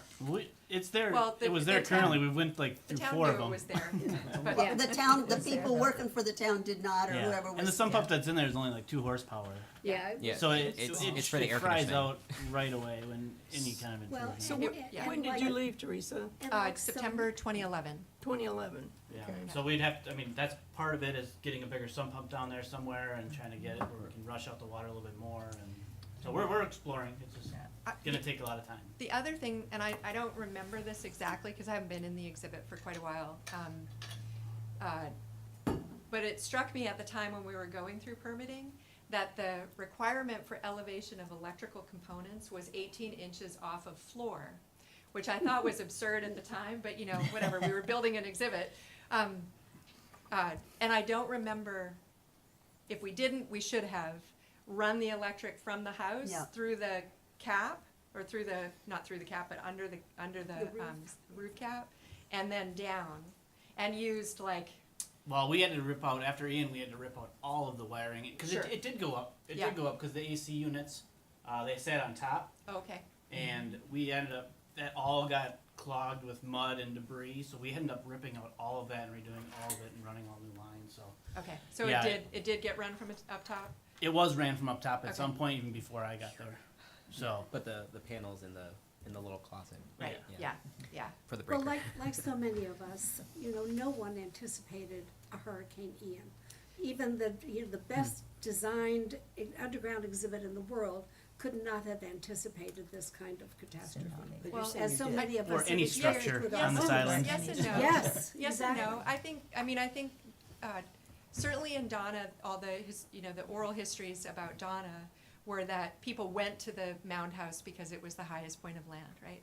Right. So when we were designing the exhibit, it was anticipated that the water would rise and that storms would impact the exhibit, and that we were building in contingencies so that wouldn't be that wouldn't eliminate its use, right? That there would be ways to make regular repairs, do due diligence, but to continue to maintain it so that it was still accessible. So I think that that's sort of partly true, but also not true. I mean, Ian was pretty phenomenal, right? Like it just really hit at the right time, right tide, Yeah. stayed flooded for a long time. Yeah, I mean, it just really was the perfect storm.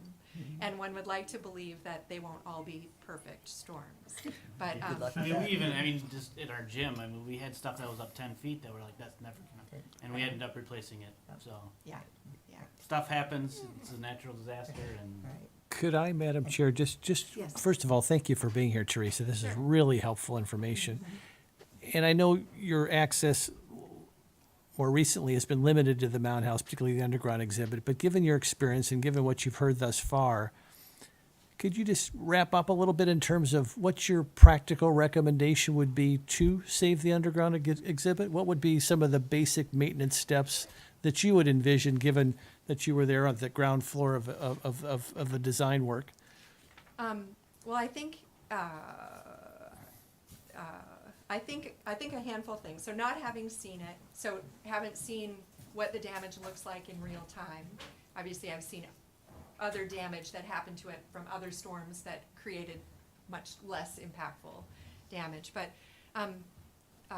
part of the impetus for not having a complete floor was twofold. One was that there needed to be a place for all the lights, and all of that creates a lot of headspace that then reduces the amount of headroom that visitors have, and so kind of creating the glass wall to separate it. But it was also considered to be an opportunity for the water to not put all the force pressure underneath the floor. But I think, to me, that's something that does need to be assessed. Like because the water's rising from below, making sure that the floor of the exhibit hasn't undergone undue stress and is might have some issues that would take longer to materialize or to become visible. There is a lot of extra rebar in that space. I'm trying to think. It was white Construction. Phil White, the guy out of Naples, does that name Right. sound That familiar? Right? It- No, it wasn't It was. Wright It's Construction. Phil White. Phil White, okay. He was down in Naples, and he was doing the restoration work on the railroad depot building. At the time, he was doing the underground room at the Mound House. Another building that they may never reopen, the railroad building downtown Naples, because it had major impacts from Ian too. So I think that needs to be done. And then, a regular plan needs to be put in place to manage the walls. Like I said, at Spanish Point, that's about an every 3-year thing. So the walls, as they were excavated too, at the time the exhibit opened, were fairly stable across most of their faces. So the shell mounds are made of a lot of oyster. It's the most the highest percentage species. And oysters are these gnarly things that claw stack together and then get cemented together by earth. And so they create a really, really stable surface. Like you can excavate into a shell mound 9 feet down in a 1 by 1 meter unit, and the walls won't cave in unless you start to elbow them and hit them with your butt and that kind of thing. But there's parts of the mound made of fighting conchs, which are much rounder, parts of the mound that had a higher density of like the shark eye shells, and those are a little more roly-poly, and some of those layers had a lot less sediment, and so a lot less cementing in. And so the sloughing from the mound, which had happened, and I made this comment to Allison years and years ago, that needed to be cleaned back and managed, because the visitor impact is to see the stratigraphy, and over time, just by virtue of the airflow from the humidifiers, dust that comes in just from people walking in and out of buildings, if there's any moisture seepage or whatever it is, all of that creates a fuzziness on the stratigraphy, on the stratification of the mound, which then reduces what people are getting out of the experience. And at Spanish Point, the problem they have, because theirs is a little more open air, so it feels less like a parking garage, theirs instead feels a little more like a little house. They get spiders that come in and build webs. And then when there's a little bit of vibration, the dust sparks around, falls around, and then it gets in all the spider webs, and then they have these sort of like webs of fine dust that prevent you from seeing the actual mound. My goodness. It's different in the Mound House, but just something that deals with that. It could be a research program, which is kind of how it was intended to be way back when we were starting it, that you learn a little bit more if you kind of clean this face, and where you have intact stratigraphy, you're actually analyzing the material. Because the face that was created was a moment in time, right? It's like what the mound looks like when you cut it like this, but if you cut it somewhere else, it's gonna look a little different, and there might be slightly different stories that you can tell, new interpretation. So a little bit more of an active process, active education that helps to kind of increase the utility of research-wise of that excavation space, but then also keep it clean and fresh, and the stratification is clear, which makes it much easier for a member of the public to understand what they're seeing. But in terms of the hurricane impacts, I mean, if the electric's already run from the ceiling, that's great. Putting the panels up as high as possible makes sense. Increasing the size of the sump pump. I mean, it sounds like they've thought through a lot of those things. But I would have a structural inspection of the floor itself, just because it doesn't have a continuous footer, if I'm remembering correctly. So there could be wash under the floor as sediment moves around, as water's rising and lowering. That creates the opportunity for that to happen. So I think that might be, It's kind of what's Is that what currently, you're? I mean. that's what it looks like? Yeah. Yeah. Yeah, and even, I mean, mitigation is gonna be a big thing too with this, and maybe sealing the floor completely might be it. Like the rec center, we're not even gonna put back a regular floor. We're epoxying the whole thing so there's no seepage from up, because that was what was happening there too. So Well, you need to let water come into this I know. space. which sounds so antithetical. No, it does, but we But- were getting a lot of water coming into But, space. but what you might need to do is peel back the glass wall, and then, since the exhibit excavated to the base of the mound, you could excavate, now you'd need to do it in the dry season, you'd need to do it with a well point system installed, really dry out the earth, but you could retrofit footers under the edge of that, which may Yep. help.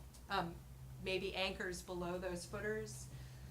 If I'm remembering correctly, the back side of the site had the shallower helical anchors, and the front part had the deeper ones. There was some drilling, like some cores that were taken to assess all of that stuff.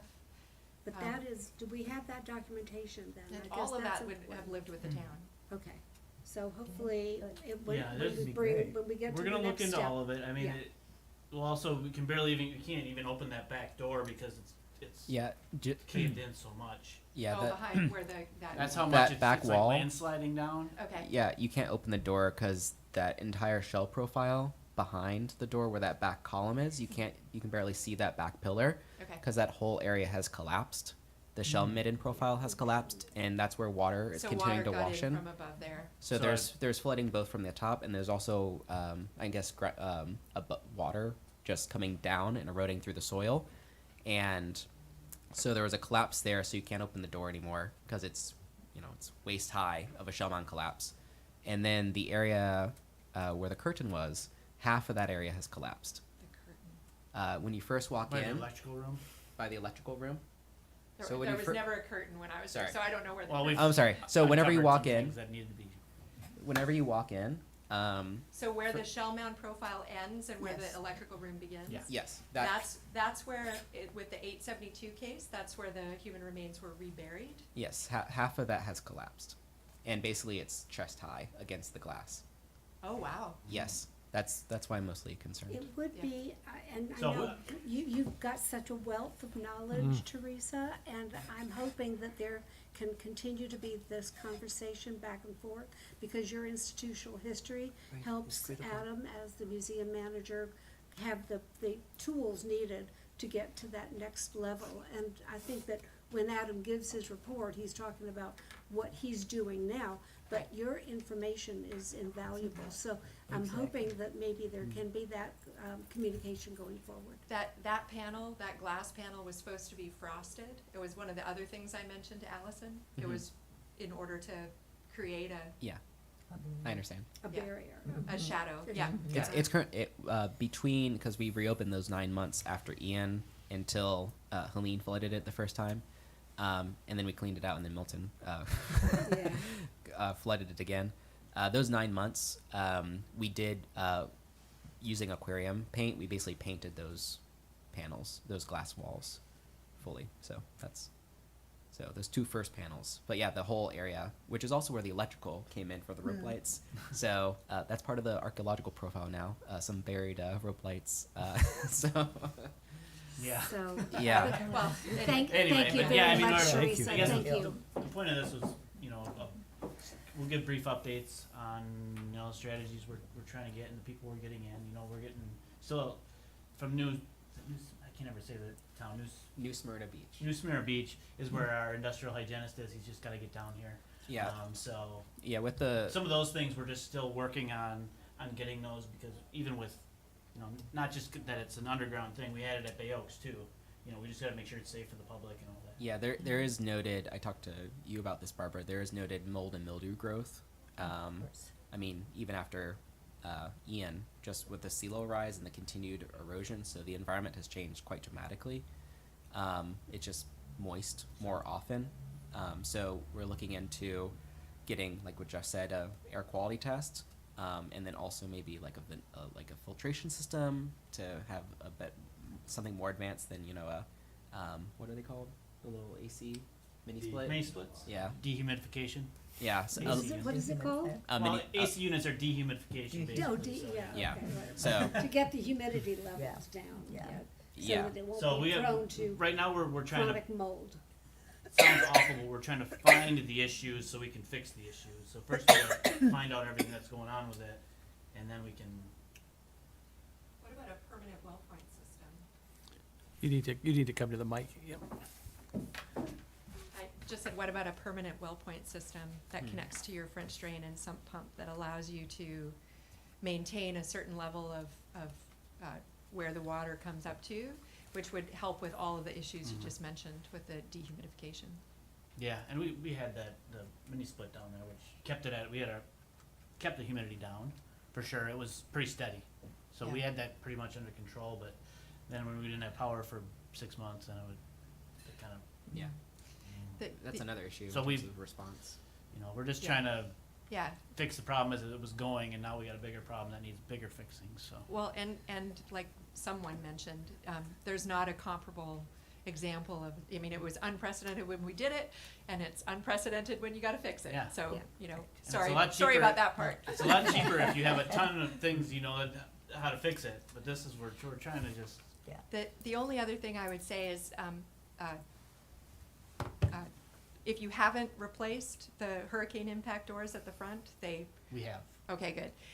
It might be worth 2 sets, Ah. so that there's a clean front to the rounded part of the entrance. Yeah, so we do the hurricane doors, and then we do when the storm's coming, we do the storm Okay, shield, so we do have Okay. 2. okay. So I we- I forgot know, about we're the trying, storm we're shield. trying, Yeah, so- I forgot about the storm shield. Trying everything we possibly can Yeah. to mitigate, so. One of my big takeaways from Teresa, everything that Teresa said, Yeah. is that it was designed to have water come up. Sure. That's a feature. Right. And I It's an think asset. actually, our vice mayor has really sort of pursued this too after our November meeting to find out what town staff is interested in doing going forward. And so I think really that was- appreciate Teresa being here, because this is the kind of This is the colloquy kinda- that is exactly. really helpful, because we're trying to solve a problem Right. now. Exactly. Instead of just Exactly. hyperbole, we're actually digging in and trying to solve a Exactly. problem. So Yeah. I appreciate the I'm not dialogue, digging yeah. too much. What's that? And- Nothing, Yeah, no I'm not digging. digging too much. Yeah. And can I? Right. I'm not an archaeologist. No more digging.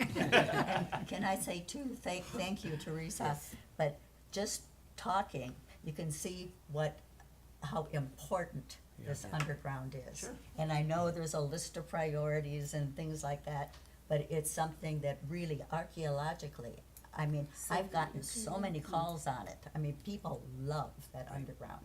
And I think it's worth going through every one of these little bits. As many as the pool? to- I don't know, we could have Oh, a, well, I don't know about that, but to save it. Well, to I save it. could say, our chair was at a recent meeting, and she posited the question directly, and I Yes, she made did. sure each counselor responded, Yes. and there was 100% unwavering support for keeping the underground exhibit. I just want to make that clear, that it was a Thank good, you. very good Thank discussion, you. yep, yep. And I appreciate you, Vice Mayor, to push that issue when I gave that presentation, because you actually queried your fellow council to say, what are your thoughts? So they were then verbally on record for Appreciate their it. support, Yeah, and like, individually um, and collectively. like, Teresa said, it's gonna be a slow process.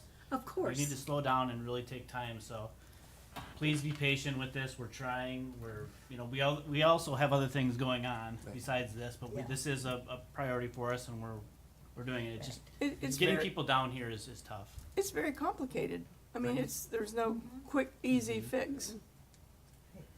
Exactly, And exactly. So I think we're in for the long haul. But we've shifted the paradigm of the conversation. Now we're all working together to try to solve the problem, as opposed to sort of a preconceived notion that Just close it. we're gonna close it. So That's right. I much prefer this conversation than the Yeah. the And earlier I'm not, one. I mean, Yes. there's always there's no guarantees. I mean, if it costs what it does, we need to find that money somehow too, that's so. what I'm understand. gonna say, how about outside sources? I know he's really working on grants, to try to do it. I know, with Carolyn and her family, we've gotten hopefully some donations to help go towards that. Well, all total is about close to $6,000, and that's $6,000, I mean, Yep, that'll pay for a hygienist. Yeah, I know, it doesn't go very Exactly. far. Yeah, but no, I'm not saying that. I'm Well, very appreciative, I'm but, being realistic, it won't, it doesn't. yeah, Consultants are expensive. yeah. But I mean, I do appreciate that and going towards that as well. But by way of background, just so everybody knows, the memorial funds for Carolyn's husband Patrick, are dedicated to the preservation of the underground exhibit. So I just, and I think I talked, I hadn't had a chance to talk to Adam, but you and I talked Yeah, about Adam and that, I Jeff. talked, And so that, it's important to know that those are dedicated to a solution, if. Yeah, if and we know can't there's do a, it. there's a lot of people will in this help community that some. love it. Yeah, yeah, and I'm very appreciative, and, you know, And I'm gonna turn my hat around and put on my Friends of the Mound House hat. And the preservation of the underground is critical to the Friends. And there's rumblings of maybe we could launch a capital campaign. And I think the interest in that would be significant, not only from our own community, but around the world. yeah, well, I mean, that's gonna be an integral part. I'm sorry if anyone takes offense to that, but money's gonna be an issue. Of course it is. Absolutely. We all know that. So- We all know that. Well, we have to know. I know it always is, but sometimes it doesn't get said, you know, Yeah. especially as me being in charge of budgets and trying Right. to raise money, and, you know, it seems like we raise $1 million here, we raise $2 million here for things, and it just doesn't go very far. Right. And, Yeah, you know, we we've, realize as a that. town, the past few years, we've raised a lot of money and wrote grants and gotten tens of millions of dollars, hundreds of millions of dollars in grant money, and it just, we just need that little, that one grant that helps the underground, just like we have for the pool and Newton Beach and all that stuff, so. Yeah, specifically in terms of numbers, because I have been soliciting, I guess, bids or like getting ballpark estimates from exhibit designers. So, exhibit basically you have to do a planning phase and then you have to do the actual implementation phase. So generally, some do one, some do the other. Some of the larger firms do both phases. You know, again, as we were saying, a multi-year process. But just the planning phase, usually about $1,800 a square foot for material and other costs. Usually, we're looking at about $250,000 for the planning phase, and maybe another $500,000 for the implementation phase. So I'm hoping to apply for a special categories grant through the state of Florida for the planning phase. It does have a 1-to-1 match that the town would have to match, or the Friends would have to match for $250,000, or up to $250,000. So it can be smaller increments, but just to put some actual numbers Right. on.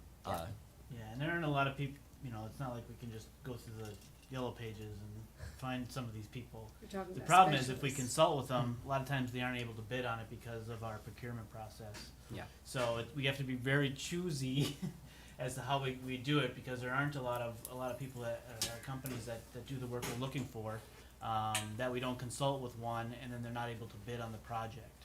So just with the way our purchasing and procurement process goes, through funding, you know, with the bid process and those things, that anything over 75,000 we have to go to bid. So. So is that a constraint? Is that state law or Well, it's our local. Local I law, mean, okay. I don't know if it's state law. It's but pretty standard, yeah. Yeah, Yeah. and a lot of the funding might come from state or federal, and then we run into what we're running into with the CBDGR, where we turn it into the county, they turn it into the state, which is also funded by HUD, and then they have to review everything else everyone did, and we were planning on getting the money.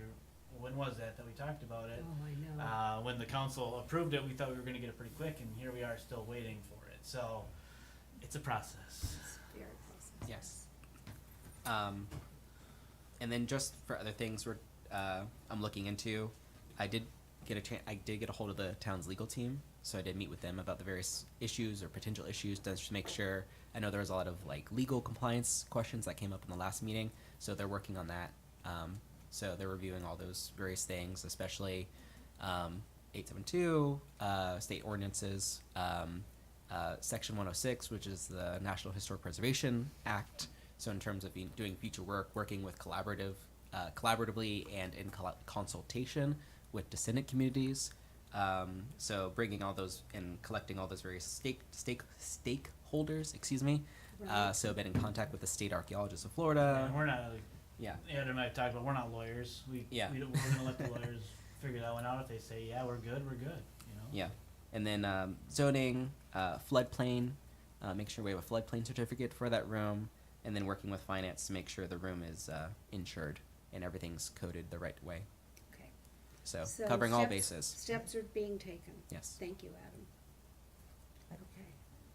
So do we have a sense of what's going to happen in the next 30 days so that we for the next meeting, if we have some progress report or, I'm trying to get as many Yeah. people in as we can, and right now it's been about, well, since our last meeting, and I've tried to get that hygienist down, so. I was gonna ask you, would you have, what needs to happen before he can come? Nothing.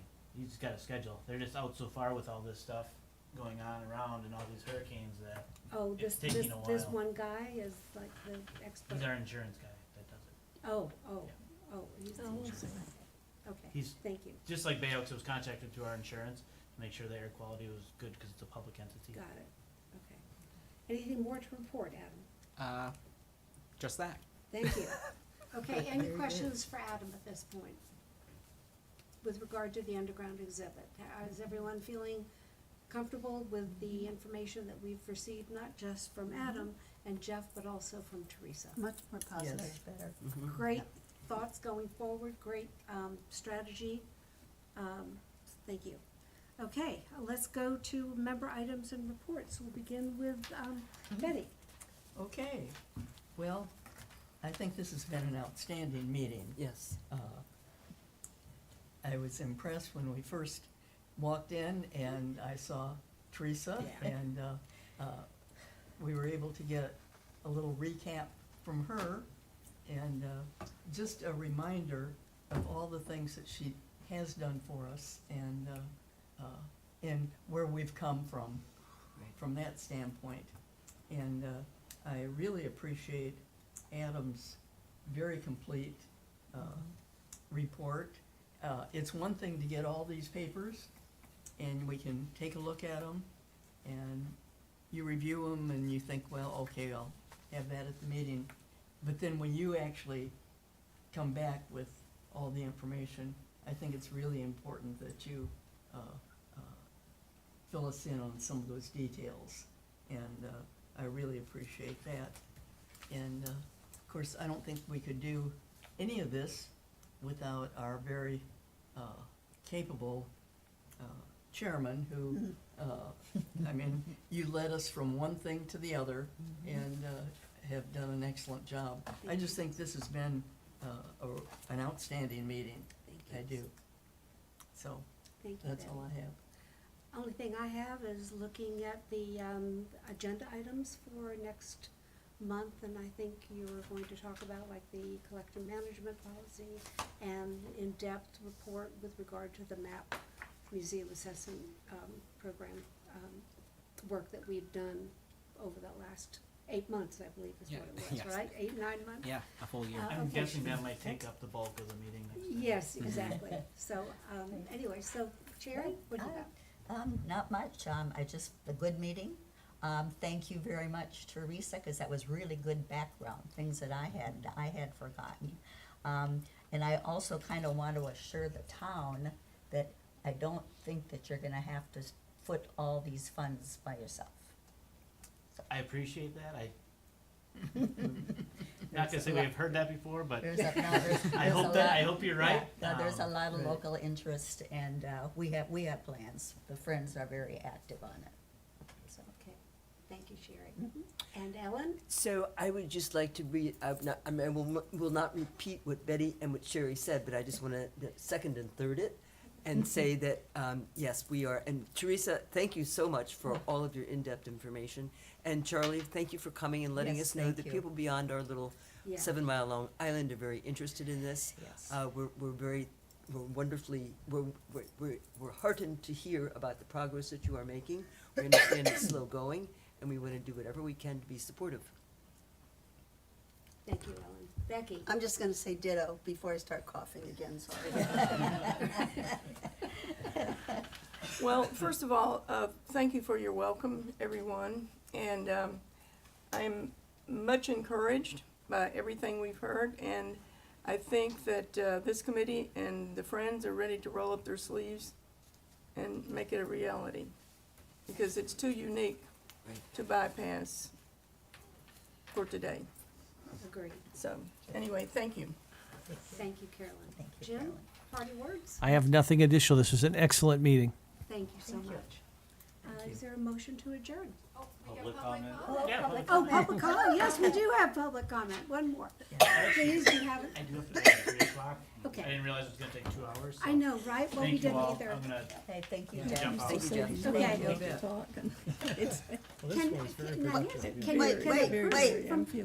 Public comment. Here's a meeting, here's a Bye. Yeah, I'll watch it on live later. I just have a question. I just wanted to share something with you Can before we the person from the public speak on the same subject twice in one meeting? Yes. Okay, they Yes, can, yep, okay. yep. okay. Yes, so Charlie, come It on. has to be on the agenda for the first time, and at the end, you can say anything you want. Yay. And I want to Technically, say yeah. congratulations. Technically, you could speak 3 times, at the beginning of the meeting, during the subject time, and then after, yeah, so if you really want to push it, yeah. All right.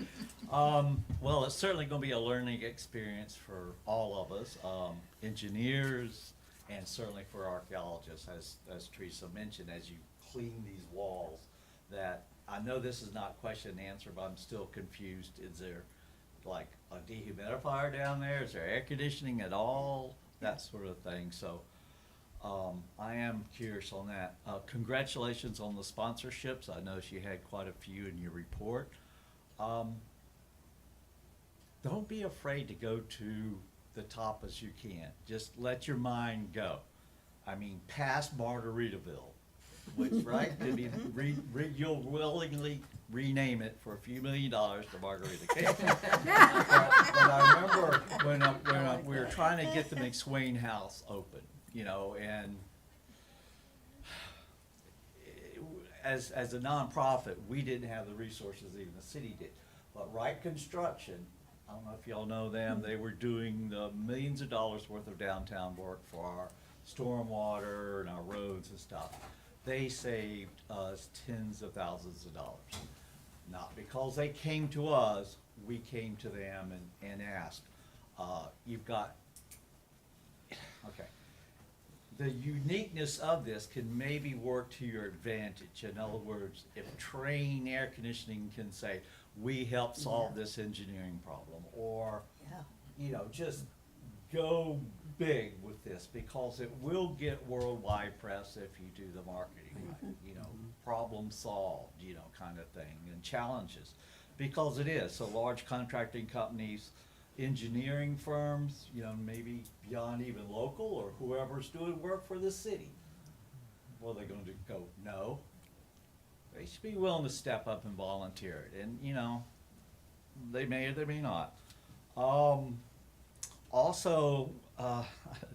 it certainly sounds like Adam is certainly staying busy, but, if you wanna refine your list of activities, the SWAFS, Southwest Florida Archaeological Society, you know, our monthly newsletter goes to several hundred people.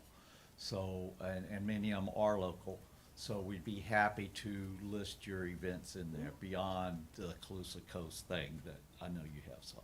So if there's a way just to, put that together, whatever graphics you want.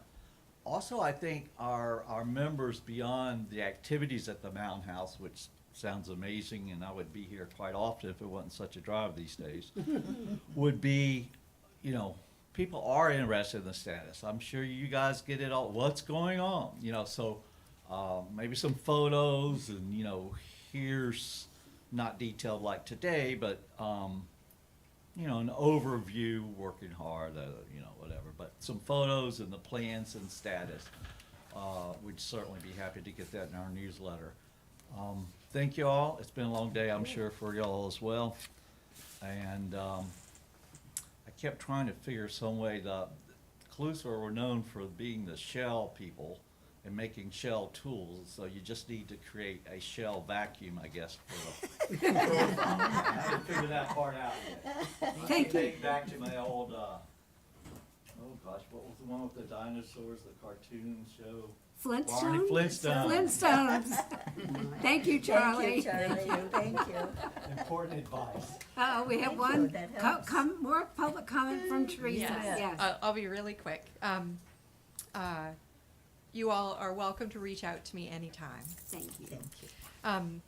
Let's see. Some communities have as part of their impact fee. Maybe it's not impact fees specifically, because I do realize those have restrictions. But Barbara, how did the city of Fort Myers require public art funding?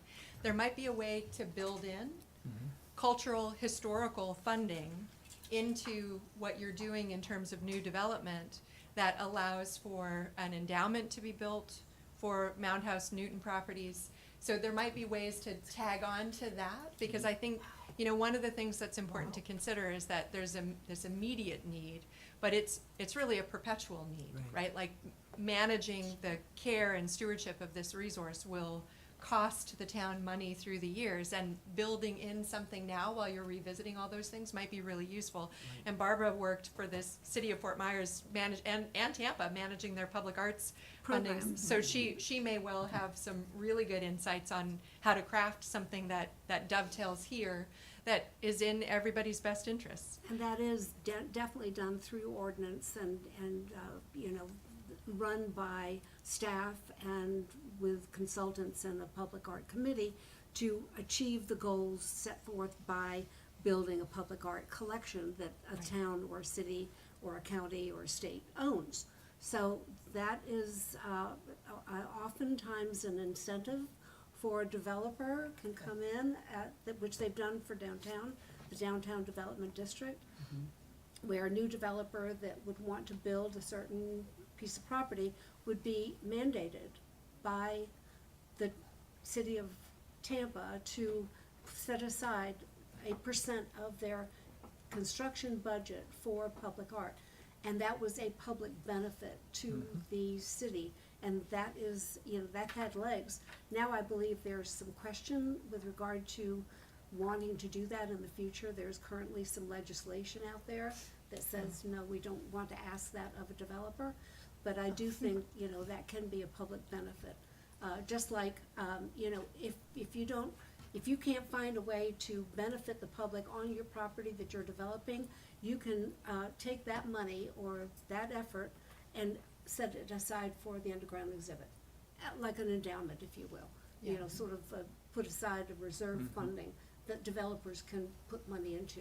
So all of those are variables in terms of seeking the funding, especially from development. Very good, yeah. And then the only other thing that I made a note of, just as you all were talking, was when we contracted the exhibit design firm, Synergy Design Group, which of course went bankrupt in the Yes. post-housing bubble, much to my chagrin at the time. We actually hired them through the architecture firm. So we had there's an exception to the request for proposals process for historic preservation architects, given the unique nature of the underground room and its archaeological components. We did an RFQ process for the architecture and landscape architecture firms, and we included in the architecture RFQ the exhibit design component. And that allowed us to not have to wade through So you had people to, you that bypassed. don't know what they're doing in terms of like, 18,000 a square foot. Sure, if you have something that looks like a big box store and you're building everything new, but in this kind of a situation, it's so nuanced that it's really important to make sure that you're attracting the professionals that are going to really go the extra mile and understand the organic nature of it. And that might also help prevent having conversations with firms that you figure out are the right ones and then not being able to use them. So building it into your contracting elsewhere. And I think you all are still using Ranker Parks architects, even though John Parks retired. So it may not be something that you have to bid separately again, because it was in their contract initially. Anyway, I thought of that as I was thinking. So thank you all. It's been fun. Thank you. I am not going to come every month. But if you guys are talking about something that you think some of the history might be relevant, just let me know.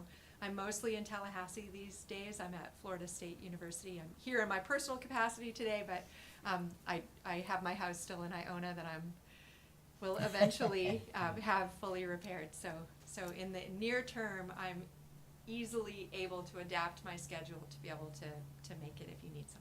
Well, we Thank you. appreciate it. Thank you very much. You're welcome. Thank We you. appreciate your love of the Mound House and your Yes, continued you bet. involvement. Much appreciated.